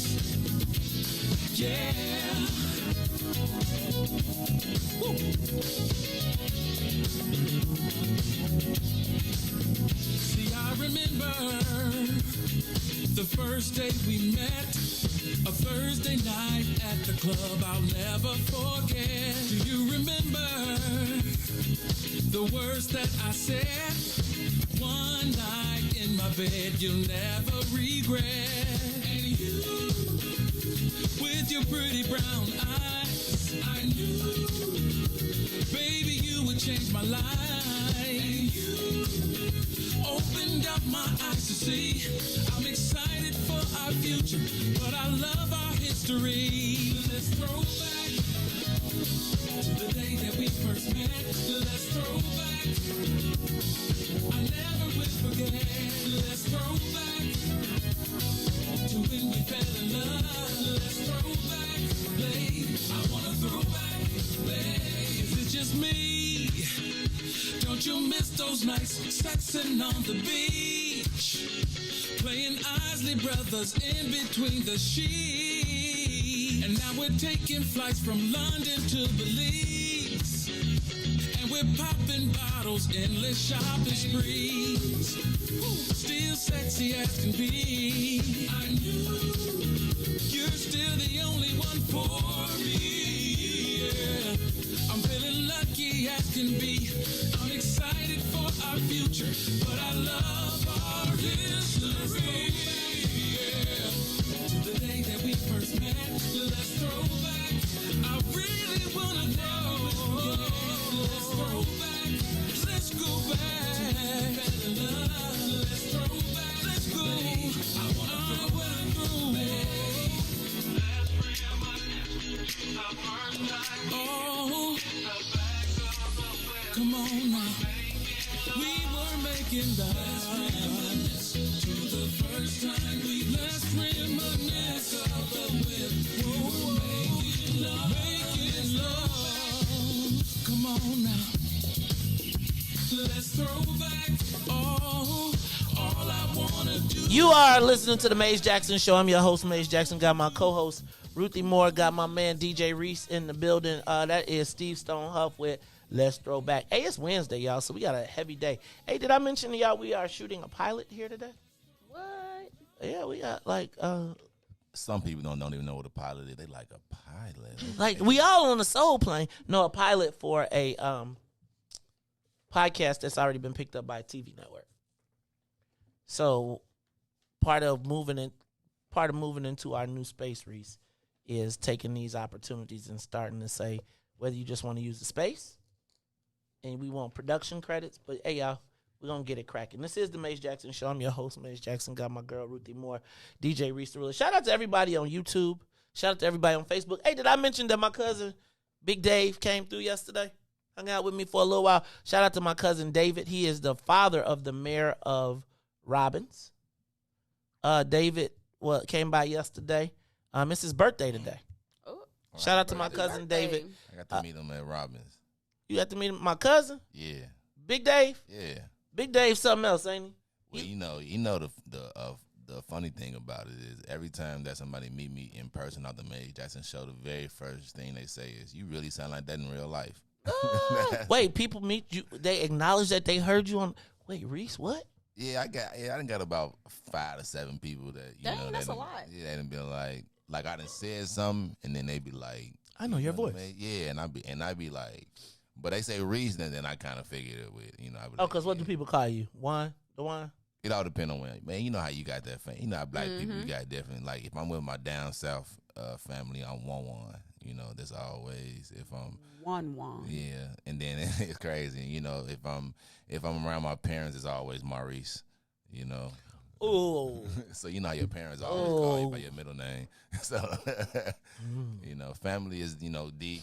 So yeah, but nah, like Riis, I know is from the from your media world, right? Your celebrity name. Yeah, that's his celebrity name. All right, y'all. Let me ask you, who can black people not offend? I think it's almost everybody. Like I don't think we can offend white people. The Jews. We can now. No, we can't. That one though. You feel me? The Jews. We already Jewish people. I don't know. Are we allowed to say that? Yes, it's not offensive. Jewish or Jews? Jews. Are you sure? I Googled it one day. No. I'm serious. I they Googled be switching it up. People, it depends on how you say it. You got to say it like, okay. We are not allowed to offend the LGBTQ community. I think we are now no longer able to offend Asians. Oh, I forgot they had a bill. Right? I think the Afghans are now ahead of us. No, you didn't blew up my Twin Towers. I can say whatever I want to say about you. Not my Twin Towers. We done gave that up, Riis. That's funny, over. Riis. You gave That's it no up. Riis. That's over, man. I mean, I'm just saying. Like, think about the fact that we done. They get $5,000 a month per person for housing. They can come live with me. Hey, yo, if there is any Afghans out there looking for housing, please reach out to me on it. Think about that though. Let me ask you a question. Who's allowed to offend black people? Like, who is concerned about offending us in general? Like, they won't. No, seriously. Is there a situation with white people where they give you your respect completely without having to verify? Basketball and rapping. Dang, Riis. Dang. Slow down. Is there any besides basketball and rapping. And y'all done gave up rapping to Eminem, and next thing y'all gonna be talking about Luka. Y'all be, I'm telling y'all now, y'all be Luka. Next thing you gonna be the face. Remember they tried to make Dirk the face. Y'all don't know. So, is there any space where black people don't have to justify their existence or place or standing? Like, I was just thinking about, is there any place where we're respected for who we are if it's not basketball? Like, can a black person walk in a room with white people and white people would be like, I got to show him some respect? Or would they be like, who is this ninja? What room can a black person walk into and garner the respect of everybody in the room without being 6'5"? That's what I'm finna say. Like, what is he? Like, what do you, if it's a room full of white people and a black man walking there, the first thing they're gonna want to know is, what is this black man doing? They're gonna be like, where is the broom? So it's like, like, what is this man doing, like, to get recognition? Like, black people just don't get recognition walking to a room full of white people or a room full of unblack people, and they'd be like, oh. So if you go to, let me ask you a question. So if you showed up to a meeting, if we convened a meeting, I just said, I need you to be at a meeting, and everybody was at the meeting, and I said it's a convening of the greatest minds in the world. And it was all there. Everybody show up, and there's one black person that shows up. Do you think people give that black person the respect of being one of the smartest people in the room, or they say, well, what? Exactly what you're finna say. What are you doing? Like, if I said I'm convening a meeting of the top black people, the top people in the world, and in that room is a Latino, a Asian, 10 white people, and a black person, who do you think they will question's credibility? The Latino and the black, they're going to probably tell the Latino it's a spill over there, and they're going to get a black person his coat because they're not going to believe that they actually there. Oh, see. Dang. Riis? Maybe I just think a little bit more highly of my blackness. Okay, well, I'm saying, though. But because when I see people in the room, I'm thinking the black person is probably the smartest person in the room.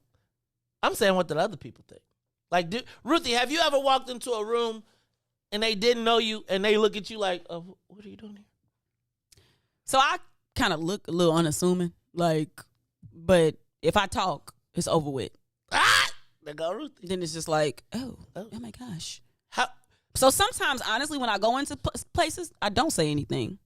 I just try to blend in and be cool, because that's how you can see how really people feel about you. Because once you talk and they give you your respect, it's mostly because they know you ain't going for nothing less. Let me ask a question. Do black people have to work harder to prove their validity in everything? In a room? In everything. Why you think we be putting on suits? 10 times harder, Maze. We probably around on white people. Hey, how you doing there? It's nice to see you again, too. You know, cheery, chipper. When you do you have to change up how you act around white people to be cool? Come on, man. This is a constant state that we living in. That is why remote work is so important. No. Just hear me out. Just hear me out. Because of the pressures of being a black person and having to navigate those white spaces. Do you know how good it feels to be able to work from home, to not have to deal with the external pressures of racism? That weighs heavily on people. And so if you are a quote unquote conscious person, you feel all of those things. You understand the code switch. Sometimes you consciously don't code switch. That's why Riis said, I'm wearing this, because it's a conscious effort. I was just thinking about this, right?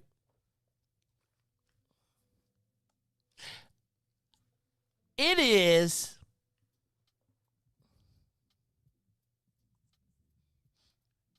what do black people? It's so interesting to me. I had a situation. I had a friend of mine who had a situation that was brought into a professional conversation, and no matter how professional he or she tried to be, the white guy just couldn't seem to give them their respect of their professionalism. I mean, the constant state of seeking validity. That's so. Can I tell you that's a real thing? It is. It's a real thing because that's a real thing. Like I'll be honest with you. I do feel like I have to put my badge on. Like I have to carry my resume into any room I go into. Because the corniest white guy graduating from college could be way equivalent. They won't look, he could be 20 years old. They'll be looking at him like, well, welcome. What do you do? That's just I'm with you on that. I went to a party a couple weekends ago. And, I was the only black person there. Pretty, well-to-do people. And the question that everybody kept asking me was, how do you know so-and-so? And at some point, I'd be having to control and contain myself, but I start asking them the same questions back. That's how you do. You ask them the same questions they ask you back. Well, how do you know? Well, how do you know so-and-so? Well, what do you do? Basically, like, what are you doing here? How you get invited here? Who do you know? And so I think that's a real thing. So it's like, do I feel the need to sit here and tell these people how I got up in this room? Is it any of their business? But let me find out how they got up in the room. That's let me so see funny. who you is. Who is you? I don't say it like that, obviously, but Do you do it like in a smart little chipper Ruthie way? I am personable. I am very personable. Yes, it's hard to, y'all probably just be looking at my facial expressions, but I am very warm and personable. Like, so I ain't never gonna try to like be that. You gonna make it? Yeah, I can do it though. We just saw. But no, that was Ruthie. that was No, unintentional. Ruthie. Well, it happened. That's my weakness. It happened. But I think having to, how like you said, you walk in the rooms and you be like, like you be feeling like you having a chip on your shoulder. Like as a black woman, that's a whole thing. It's called the angry black woman. And oftentimes that is a mask because it's just like, you know what? I'm already coming into this room like knowing that y'all looking at me a certain type of way. Some of y'all probably treating me a certain type of way. So I'm finna come in here like this. That's so funny. I remember going to a black dude's house where all the white people was excited to be at. Mm-hmm. And all the white people asked me, what was I doing there? I was like, we do business. What you do? It's amazing to me the level of privilege. So let's go back though. Who cannot offend us? Like who, if they offend us, we ain't taking that. You gonna pay a price. The white people now, they can't say nothing. Like they can offend us now. Like that's true. Publicly. Like now it's like almost canceled. Like we didn't see that girl off ESPN. Like her camera didn't get cut off, and she was like, and she really was just like saying. Wait, what happened?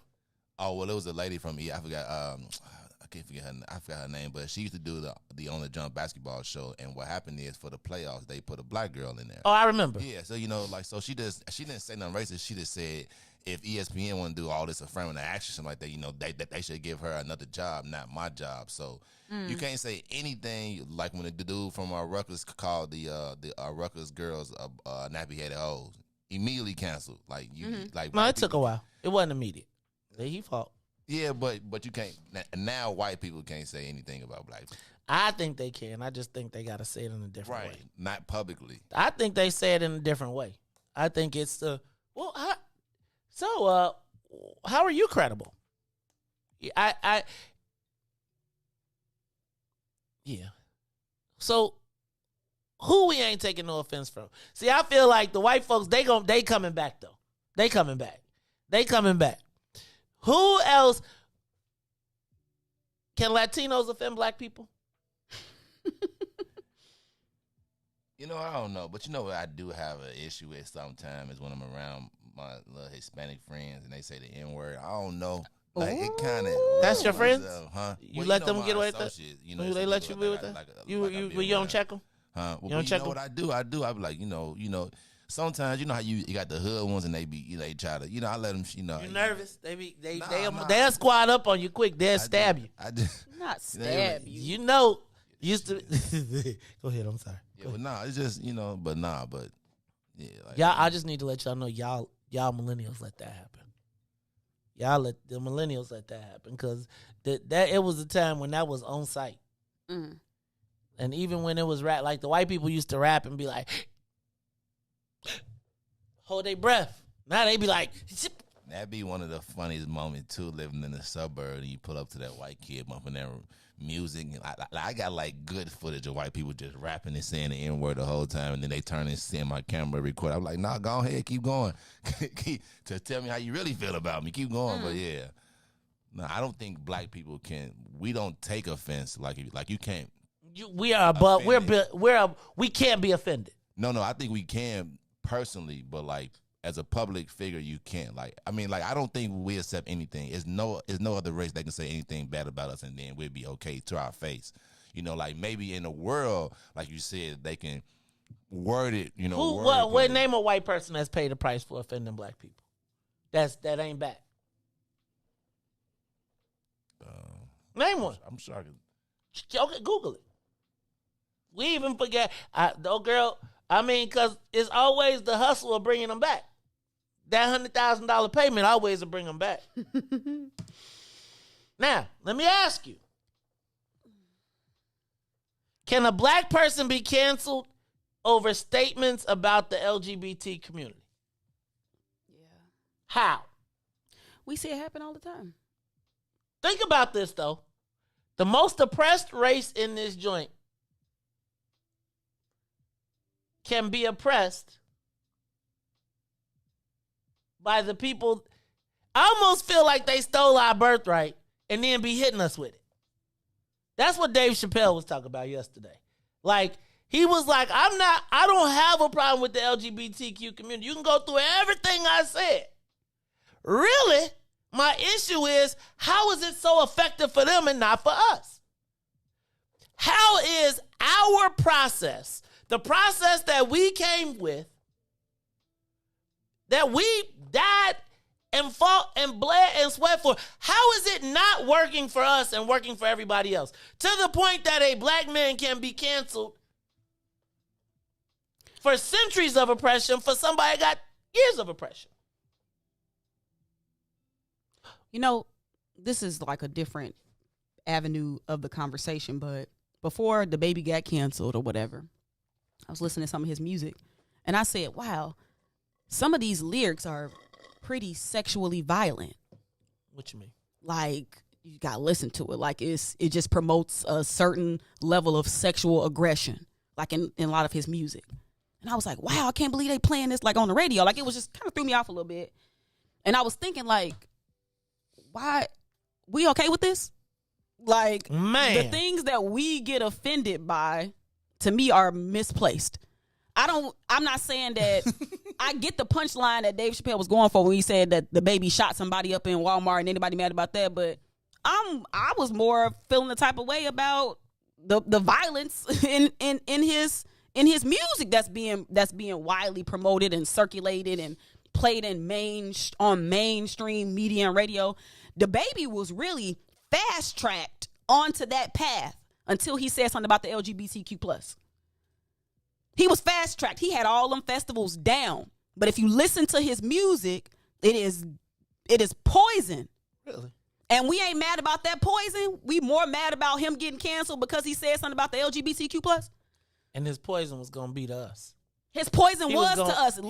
Listen to his lyrics, y'all. Which song? I listen to all of them. I'm a little baby. I'm a the baby fan. Like, I don't know, baby this, baby that. Go ahead, Ruthie. No, I'm saying like it's the lyrics. It's the character that he's portraying. The baby, black man never want to grow up. How they gotta make him young and youthful. They changed thugging. Like, come on now, we ain't mad about that. They gotta make him young and what? Young and thugging. You know how they make black men infantile. Okay. The baby. Got it. Lil Baby, all the Lils in the rap game. Like, I don't know. I do. I be listening to it and I be like, they don't play that. They don't play this version on B96. They not finna be having. I'm not gonna go to the radio because I keep saying the radio is not where it's at. But I do think that. I think it's the same thing though, Ruthie. You can be as misogynistic. You can create as much self-destruction in your neighborhood as you want to. You can rape, rob, pillage, have pedophilia. You can all of that, but don't offend these people. And I just think that it's very, very, very important for us to recognize that there's nobody that can offend us. There's nobody we won't forgive. From rappers to Dylan Roof, there is nobody that cannot offend us.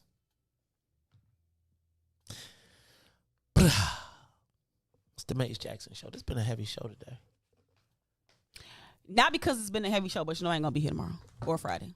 I told you yesterday. I'm telling y'all so y'all don't think that I just didn't show up. No, I heard Thursday. I ain't here Friday yesterday. You just added Thursday and Friday. I thought it was Friday because you didn't get that Monday. I already. Wait, are we working on Monday? If you're not gonna be on Friday, right. I need to know, y'all. Ruthie, I need to know.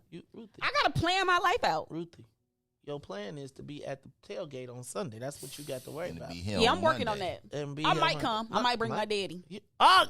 Bring my daddy. No, like my daddy. Okay. My daddy. Like not my zaddy, but my dad. Okay, what's a zaddy now?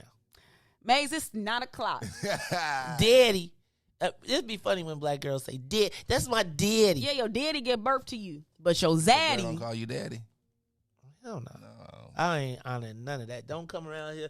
That just sounds very child molesterish to me. Daddy, call me daddy, huh?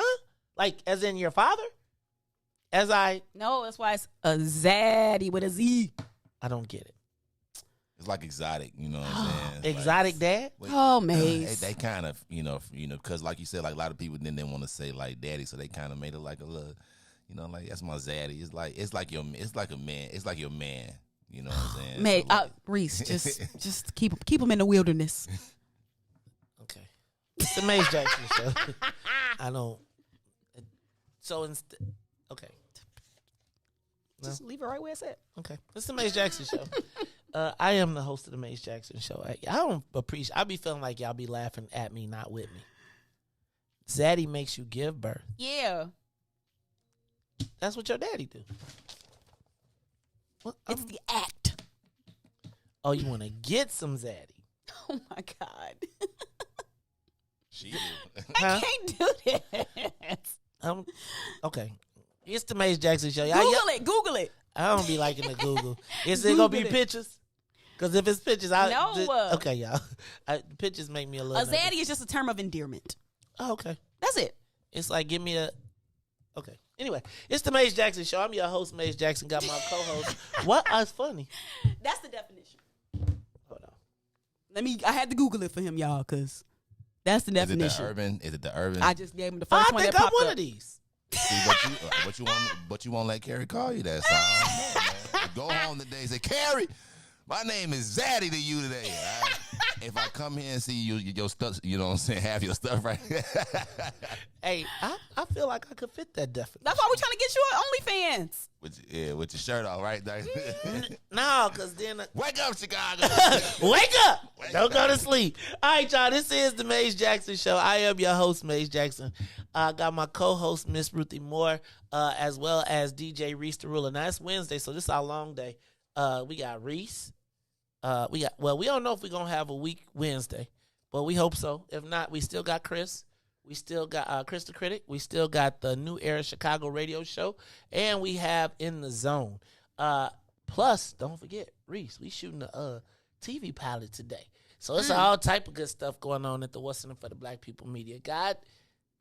And don't forget the green side of things too, right? Oh, the green side of things is today too. And then don't forget, we also have our our tailgate on Sunday from 12 to 6. The flyers are up on all the pages. Y'all make sure y'all come. Make a reservation for your car, though, if you coming with your car. Because we got like 50 spaces. So I want everybody to park in their spots. And then we're going to have it's going to be a thing. And then it's going to be a TV. And then we're going to kick it. We're going to have some music. We're going to have a DJ. And then we're going to bring a barbecue grill. So it'll be food but y'all got to bring y'all sides and stuff. So I think I'm gonna throw the meat on. BYOS. And M and G. No. That's why it's BYOS. That's for everything. Bring your own shit. You can still say BYOB. Good for, one. Yeah. We still call it BYOB for bring your own bull. You know, or BUD. You right. Yeah, you gotta Come on, keep it Reese. going. Learn us something. Keep it going. Reese is cool. I'm cooler. It's the Mace Jackson Show. I am. I'm the coolest. I'm Zaddy. What y'all talking about? It's the Mace Jackson Show.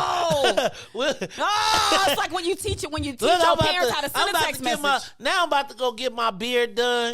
It's going to be like late. I'm going to get a perm in my beard. I'm going to do the salt and pepper gray. I'm going to be extra fresh. I'm going to have manicures, and I'm going to have me a fur on. I'm going to come in here and be like, what y'all say? It's the Mace Jackson Show for Mace, Reese, Ruthie, sometimes Todd. I am the host of the Mace Jackson Show, asking every single day, what's in it for the black people? And if you don't like it, you can still tell them. Mace said, we out of here. Let's get down to business and go ahead and address the facts, man. Lightfoot seems more lesbian than black. Rahm Emanuel's another case. He was just as tired. 50 closed schools left much to be desired. Police had Anjanette naked on that body cam. They suppressed the footage so it couldn't touch a lot of hands. Reminds me of that 16 shots in that cover-up. Both of them similar, so I went and dug it up. George Floyd killed, a lot of riots happening in the town. Southside burned and they wouldn't let them bridges down. Grandmother sick, need a prescription and plus a couple groceries. You gon' have to travel just to get it now. COVID-19 out here shutting all the business down. Not enough SBA loans to even give around. So many failed businesses that you can put them in the pile. If you don't survive the pandemic, it's gonna sit you down. We sing, dance, play ball, entertain, and crack jokes. Government infested black neighborhoods with crack smoke. System that milked us so bad, we got lactose. Still trying to find out what's in it for us black folks. We sing, dance, play ball, entertain, and crack jokes. Government infested black neighborhoods with crack smoke. System that milked us so bad, we got lactose. Still trying to find out what's in it for us black folks. Shout out to Willie Wilson, hope one day you get to send it. We need some different players in the game to handle business. Too many shady characters like Madigan and Blago. But when you really break it down, it's typical Chicago. City full of gangsters, it's what the land was built on. Same streets with hood legends, DNA gets spilled on. Carjackers out here lurking, trying to get they steal on. Looking for a block to put them Hellcat wheels on. Let us give bogus appraisals a red line. Car crackers out here getting minimal fair time. And I'm the seal carry, I stay with the pipe.